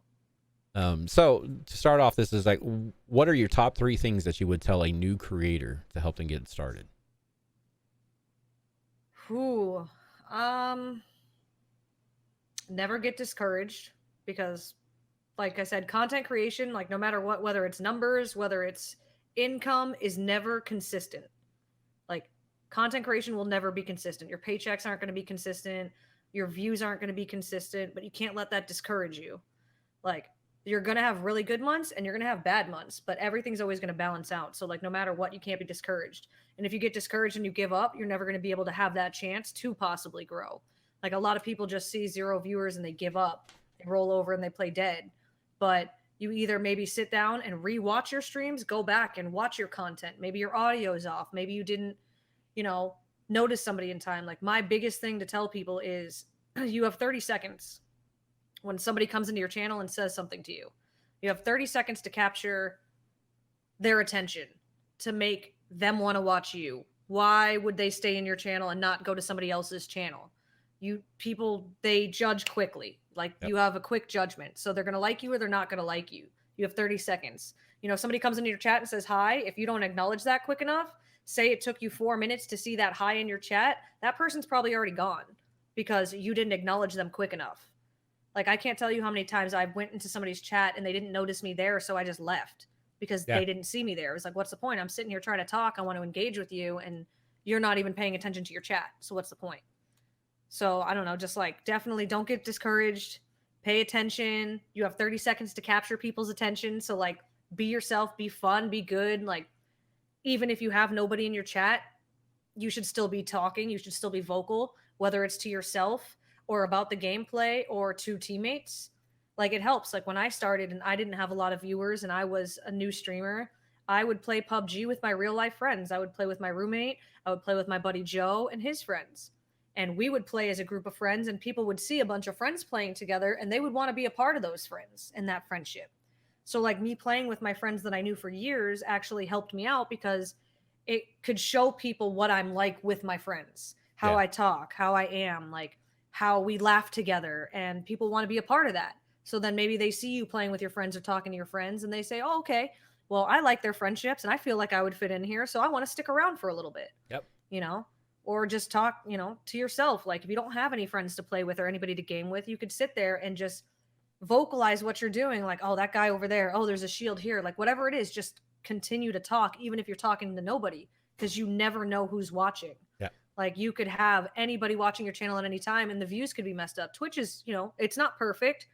Like there's days where I have 30 viewers, but my thing says 20, it's always off. It's never correct. And you don't ever know who's there. So you have to be on stream and be on camera. Like there's constantly somebody watching you. Like you're constantly entertaining. Yeah. No, exactly.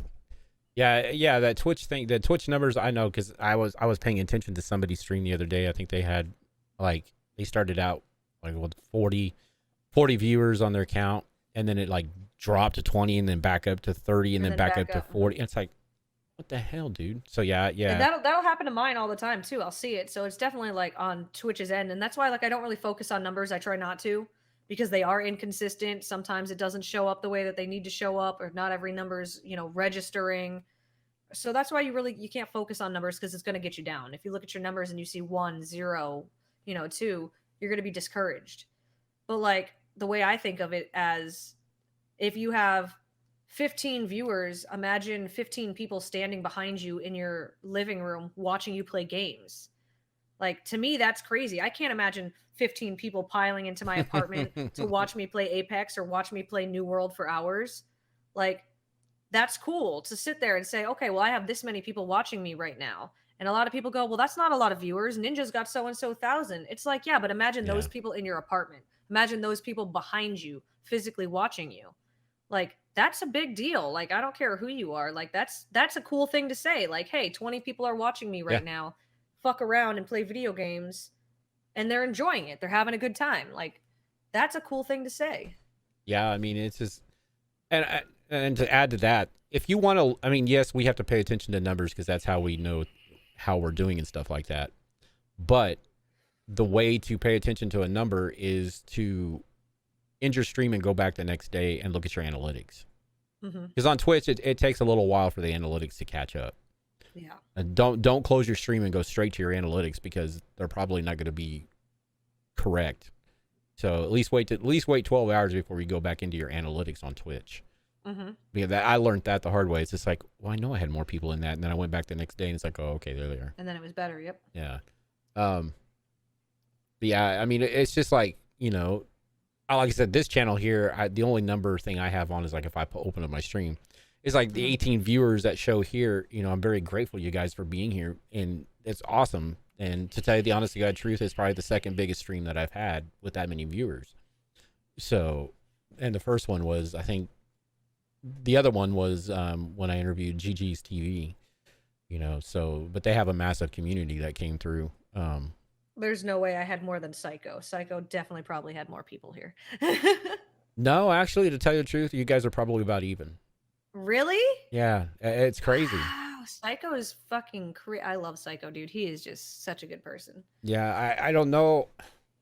I don't know why. I don't know. He's got a crazy human being too, like a community. Like their community is insane. Like he came in and raided me one time with 100 and something people, and like follows people coming into chat. Like you don't see that a lot. Like a lot of people raid and you don't get followers or chatters. You're just gonna kind of have those fews for a little bit and they're chilling.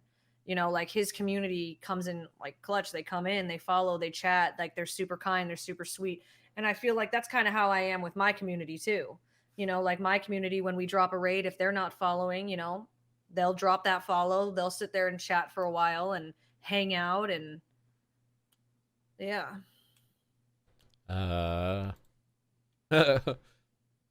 Poya, what? Extra? He'd like. Is that somebody you know? No, that looks like a troll to me. Yeah, they're probably hopping channel to channel and just copying and pasting that in everybody's channel. I wish I had that much time on my hands. Let's be realistic. I know, right?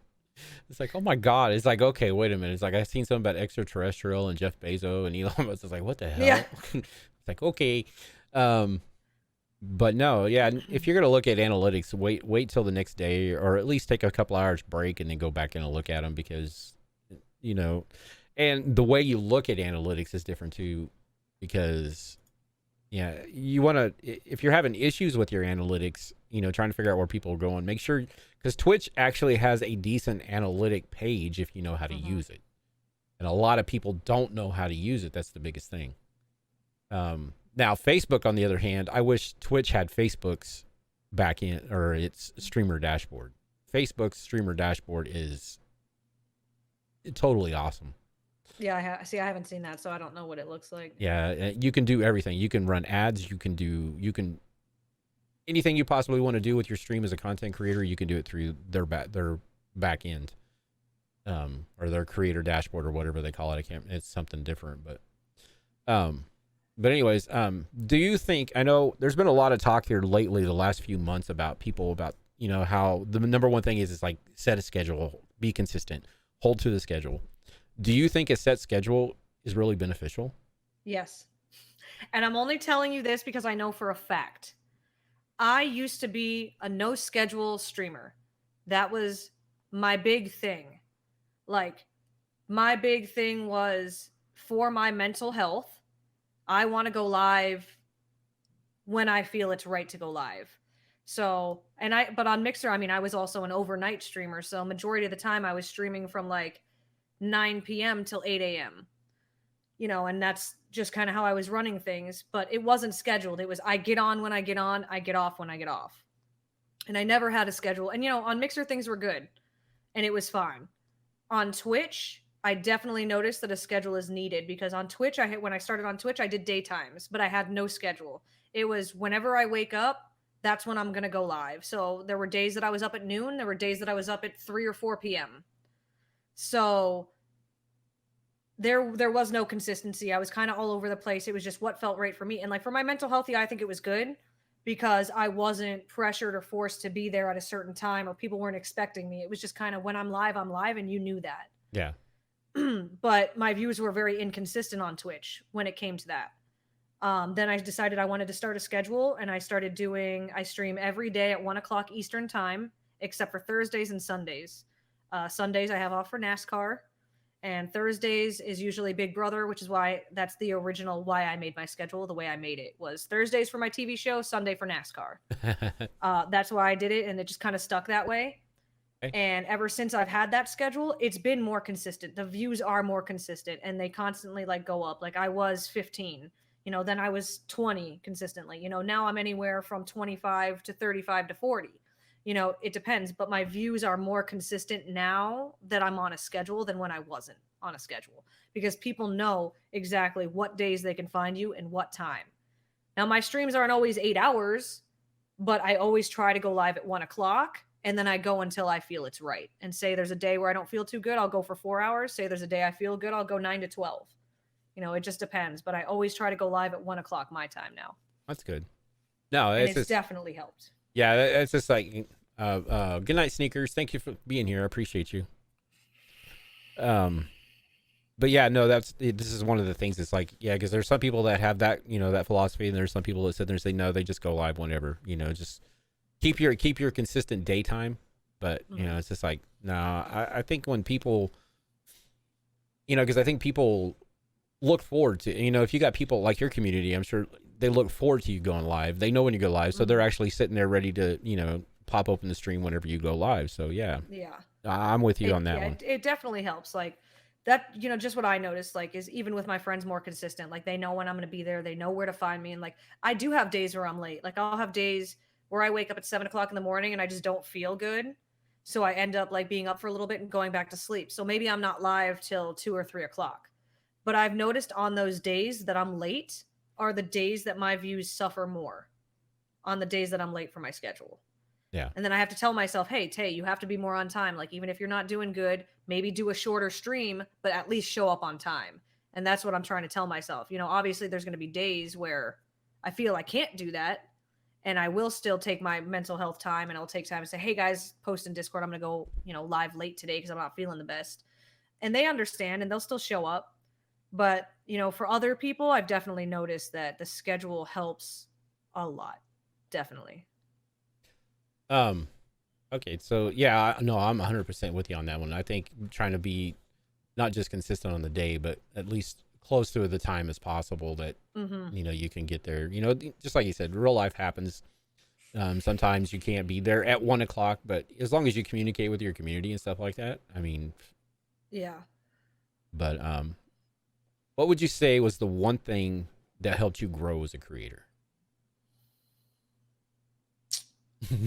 Being myself, honestly. I had to think about it, but like being myself, I would say, like, because I feel that the friends in the community that I have now, they're all kind of like me in a certain way. You know, whether we have dirty mouths or whether we're just real or genuine and we speak what's on our mind. Like, I feel being myself has helped me grow more than anything.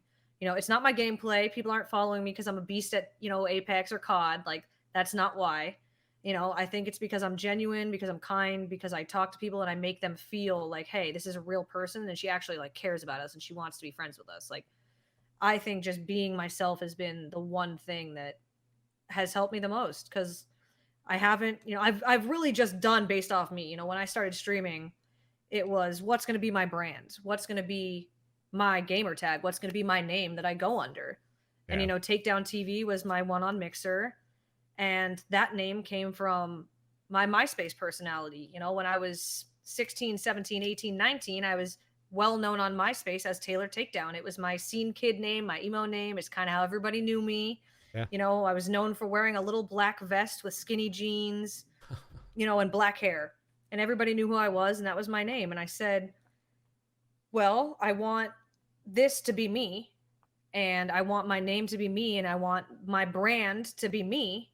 So what better way than to come up with a name that's something that you went by when you were younger? Yeah. Like, this is something that people called me when I was a teenager, and it just kind of stuck. And I wanted my brand to be me, and I couldn't think of anything else besides that. Like, that was just the one thing that described me. It described where I came from, how I started. Like, you know, I would get on Stickam as Taylor Takedown and sit there for all my viewers and just talk and just be myself. And I wanted to bring that into this to show people like, hey, this is me. My brand is me. Like, you have people's brands that are, yes, everybody's brand is technically them, but it's not really them at the same time. Like, my brand, I wanted to be fully 100% authentically me, like down to the name and everything. I wanted it to be all Taylor. I wanted it to be from my past, my history, just everything about my life into this.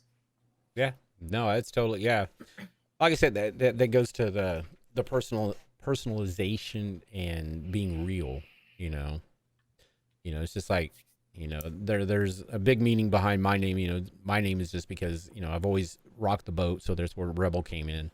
And the dog is just like, once I get onto something, I just, just like a dog, once they sink their teeth into something, it's hard for them to let go. And that's me too. So I just put the two together. Love it. But anyways, do you guys have any more questions for Taylor that you have never been able to ask that you wanted to always find out? And it's got to be within reason, though. Appropriate. Yeah. It's got to be I had to put that in there because I could probably see some wheels turning in some people's heads. But if you guys don't have any questions, what do you think about? I've got 3 starter kits because I just recently got partnered with Glitch Energy. So I've got 3 starter kits that I would like to give to you guys if you guys would want to win them. Would you guys want to win them? Give away. And I'm gonna see if this is what's your goal for a new year? Ooh. Well, my questions are voided then. Why is it? Oh, that means his questions are dirty. That you can ask her in the Discord.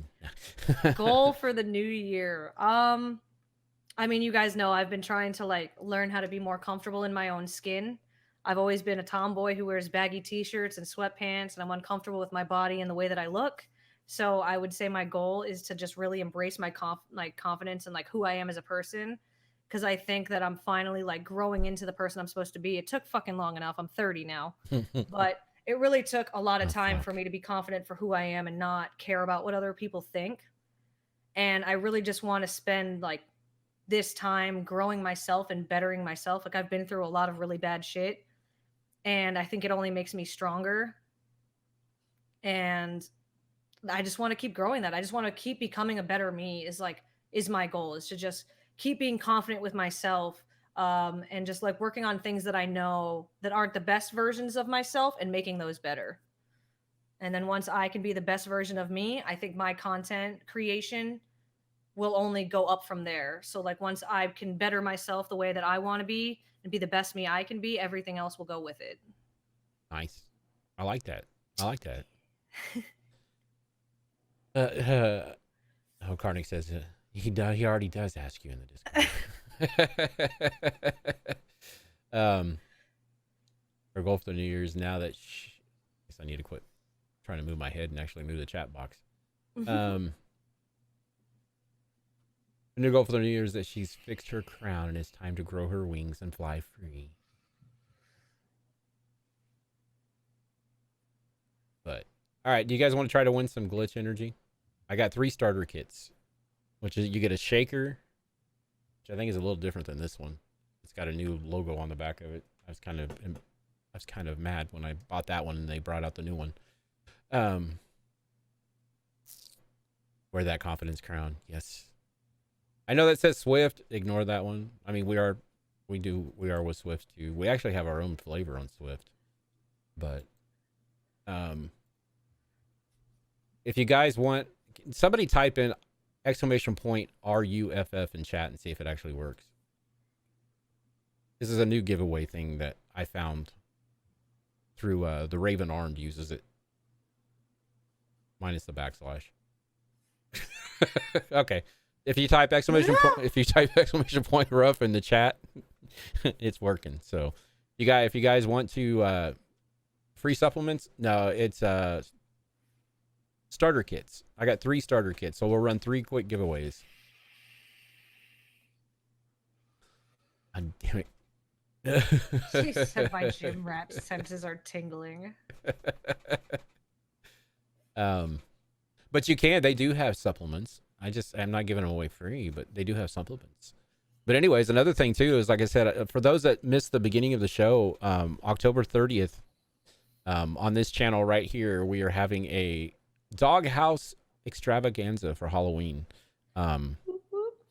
We are doing a charity stream for Stack Up Military Services. We will also be we're tagging it as a 12-hour, but if it doesn't quite make it to 12 hours, I'm not going to be disappointed. But if we hit our $2,500 goal, then we'll go a little bit longer. But we have a 24 hour. We have a 12-hour stream scheduled for October 30th, starting at 9 a.m. Central Time, which is 10 p.m. Eastern. Pacific, you just subtract 2 hours, so that none of y'all will be up if you're in the Pacific area. But anyways, we'll start out. We're going to do a few creator interviews, and then probably at 11 a.m. Central, 12 Eastern, we're going to start a Call of Duty tournament. It's going to be a rebirth kill race, boys versus girls. So it's going to be interesting. So what you get to do is, if they win, they get to claim a title that they're better than each other. So if the girls win, they get to claim the title they're better than the boys, and vice versa. And then also there's a $200 cash prize at the end. So, and then we'll have like a Halloween costume contest and stuff like that. And yeah, it's a kill race. We need 2 more boy teams, so it's a quad team. It's a quads. So we need 2 more. I think I just found out we need 2 more boy teams and 2 more girl teams, as far as I know. Clutch, you better get in that. So if you guys have a team of 4 that you would want to join, just DM me on Twitter. If you're not on Twitter, you can just whisper me here and I'll send you the information. Actually, no, that's for the other one. I don't think I have socials on this one. I think maybe I did actually set them up. Hell, I don't remember. I don't think I did though. I think they're set up on my channel, but not on this one. Oh, they are. There they are. Wow. I did do it. I must have did it in my sleep. Anyways, those are all the socials for the Doghouse Live. This right here, this video on top of all the other videos are on YouTube. And so this one will probably be up probably over the weekend. We also are on Spotify. And so the vocal part of it will be up on Spotify under Doghouse Live. Everything you can find us as Doghouse Live. So TikTok, one of these days I'll go live on TikTok. I don't know why I'm so scared to go live on TikTok. Because it's full of children and they're scary. I think so. It's just like, I mean, I have it set up and it's like I have an old phone that I have connected, to the Wi-Fi, so I can go live right here, but it's crazy. So is that it? Is that everybody that wants to get in on this? You gonna get on this, Taylor? The COD tournament? Absolutely not. No. The giveaway. Oh, no. I'd rather have it for them. Okay. Plus, my roommate entered, so okay. That'll count for me. Crazy kids on TikTok. I'd rather them have a chance. Okay, so I'm going to try to switch teams, so don't... For being so awesome, for them showing up. Hell yeah. And supporting me. Teenagers are scary. Yeah, teenagers are scary. Teenagers are very scary. Sneakers probably get back as we left before the giveaway. All right, so we're going to see if this actually works. I've never used this before. I've only practiced with it, so hopefully it works. And I think it's pretty loud, so hopefully I got the right one turned down. All right, if that's it.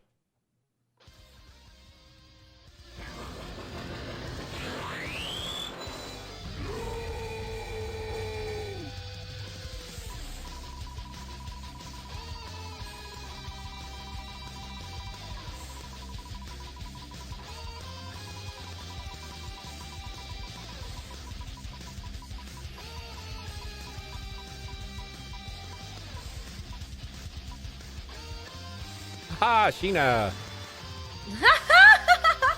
Fuck yeah. Let's go, Sheena. There you go. You got yours. I'm assuming it's the same people. We'll do 2 more because, like I said, I have 3. So somebody's gonna. I mean, let's say I've got to take Sheena out. I got to take her out since she's already won. Can't win again. The little Sorry, gym rat there is she ready goes. to go. All right, you guys ready again for number 2? Just reminds me of the freaking Christmas Vacation movie when he's doing the drum roll.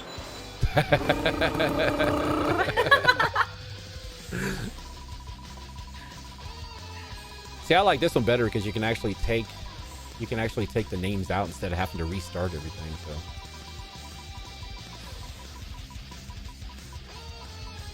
I'll put the link to it if you guys want to. It's actually a free download. It's got a follower and all that. Karnik. Hey, Karnak. All right. Anybody else? Is anybody else in here? Out of all these people that are here, does anybody else want to get into the giveaway? Type in exclamation point Ruff in chat. That's RUFF. I felt it was fitting. I like watching the name spin more than seeing who wins.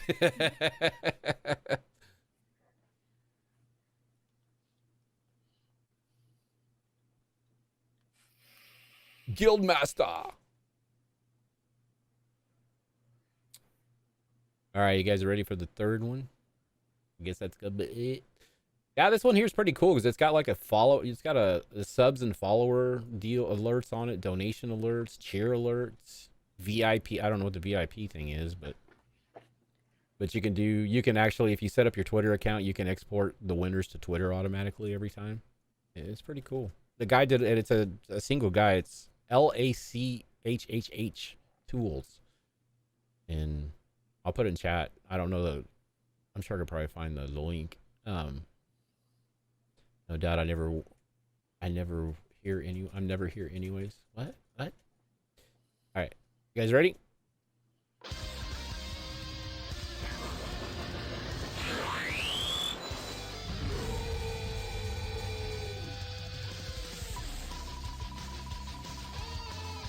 I think it's just more fun. It's more fun than all the other ones that I've had. Yeah, it's a nice overlay.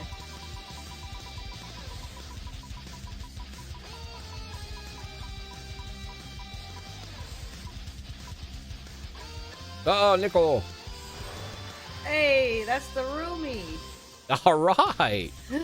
Taylor gets her some glitch energy. That's the roomie. Sweet. Damn it, Chris.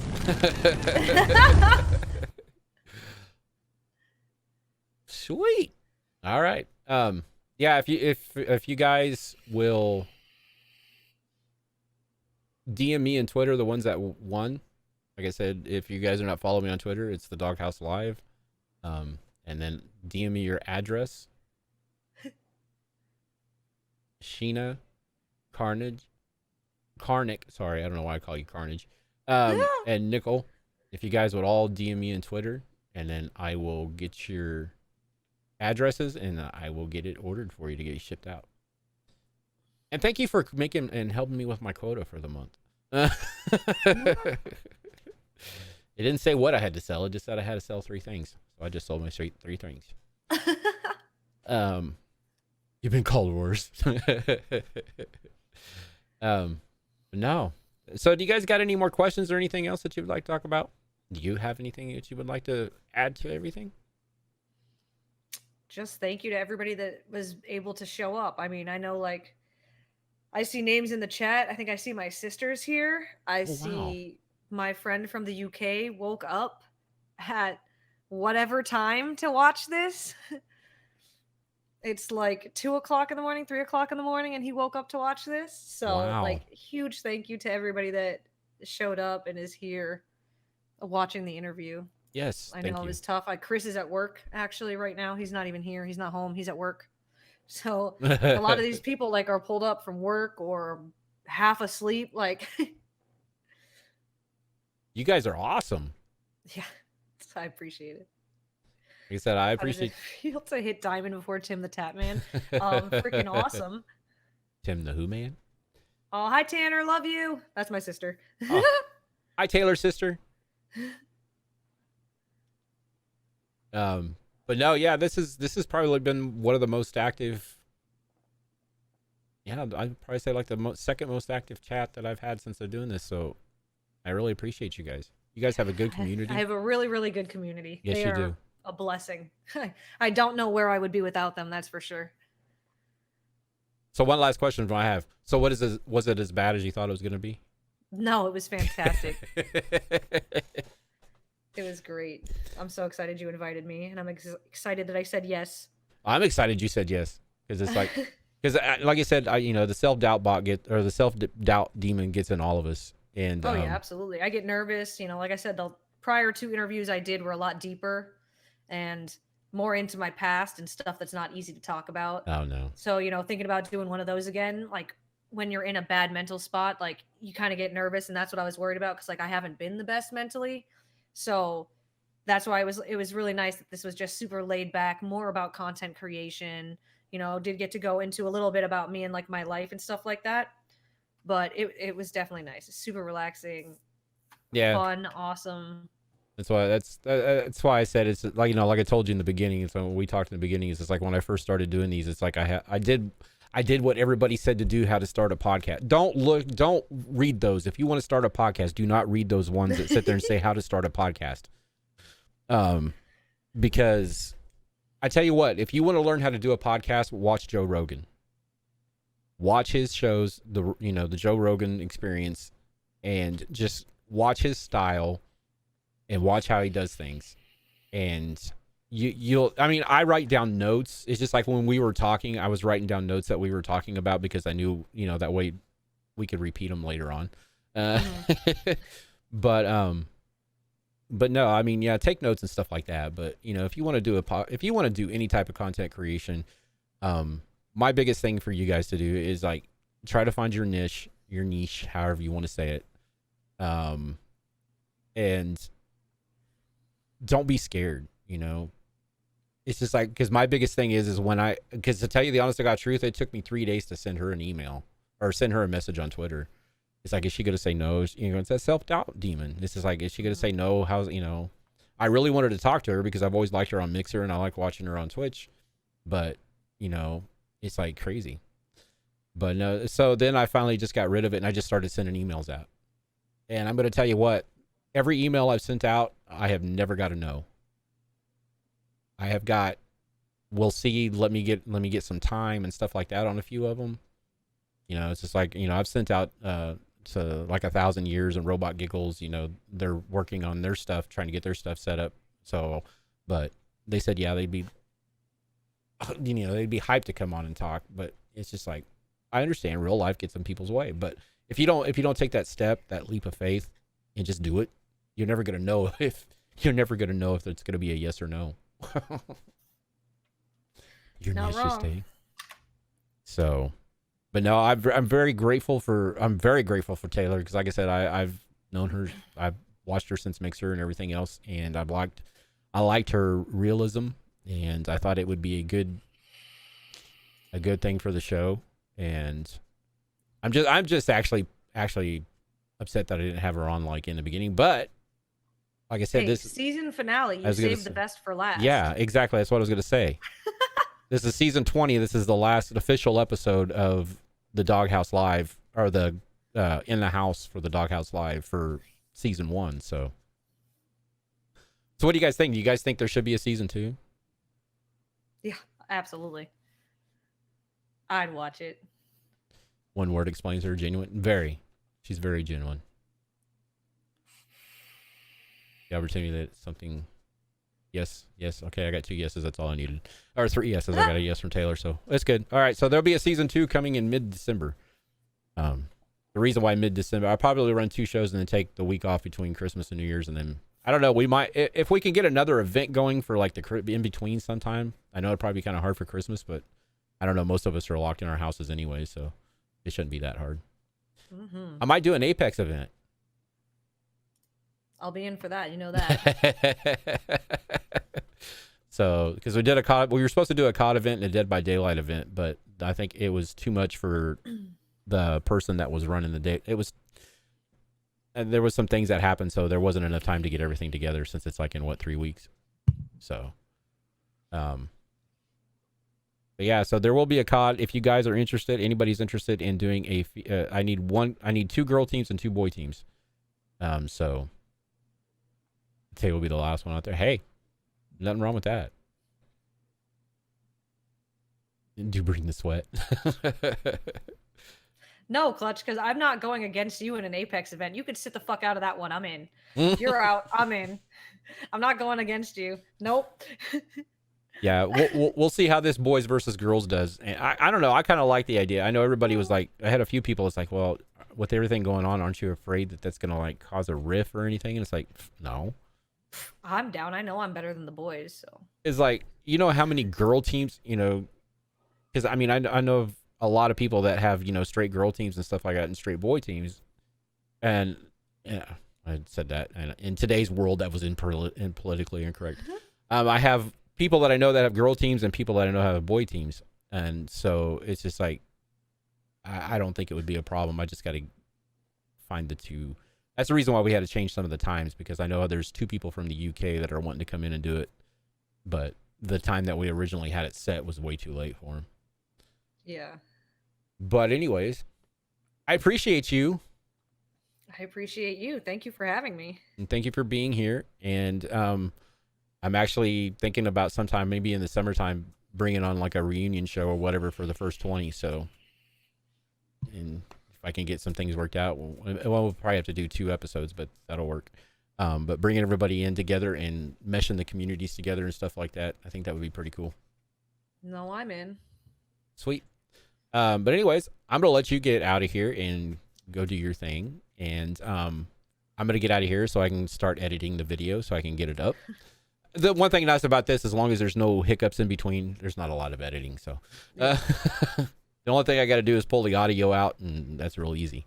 But anyways, thank you very much again for being here. Ladies and gentlemen, Taylor Takedown. I always get this wrong. Make sure you go to her fan house and follow her in a fan house if you already don't, and sub. Ooh, yes, please. I know I'll probably be going over there doing it just because.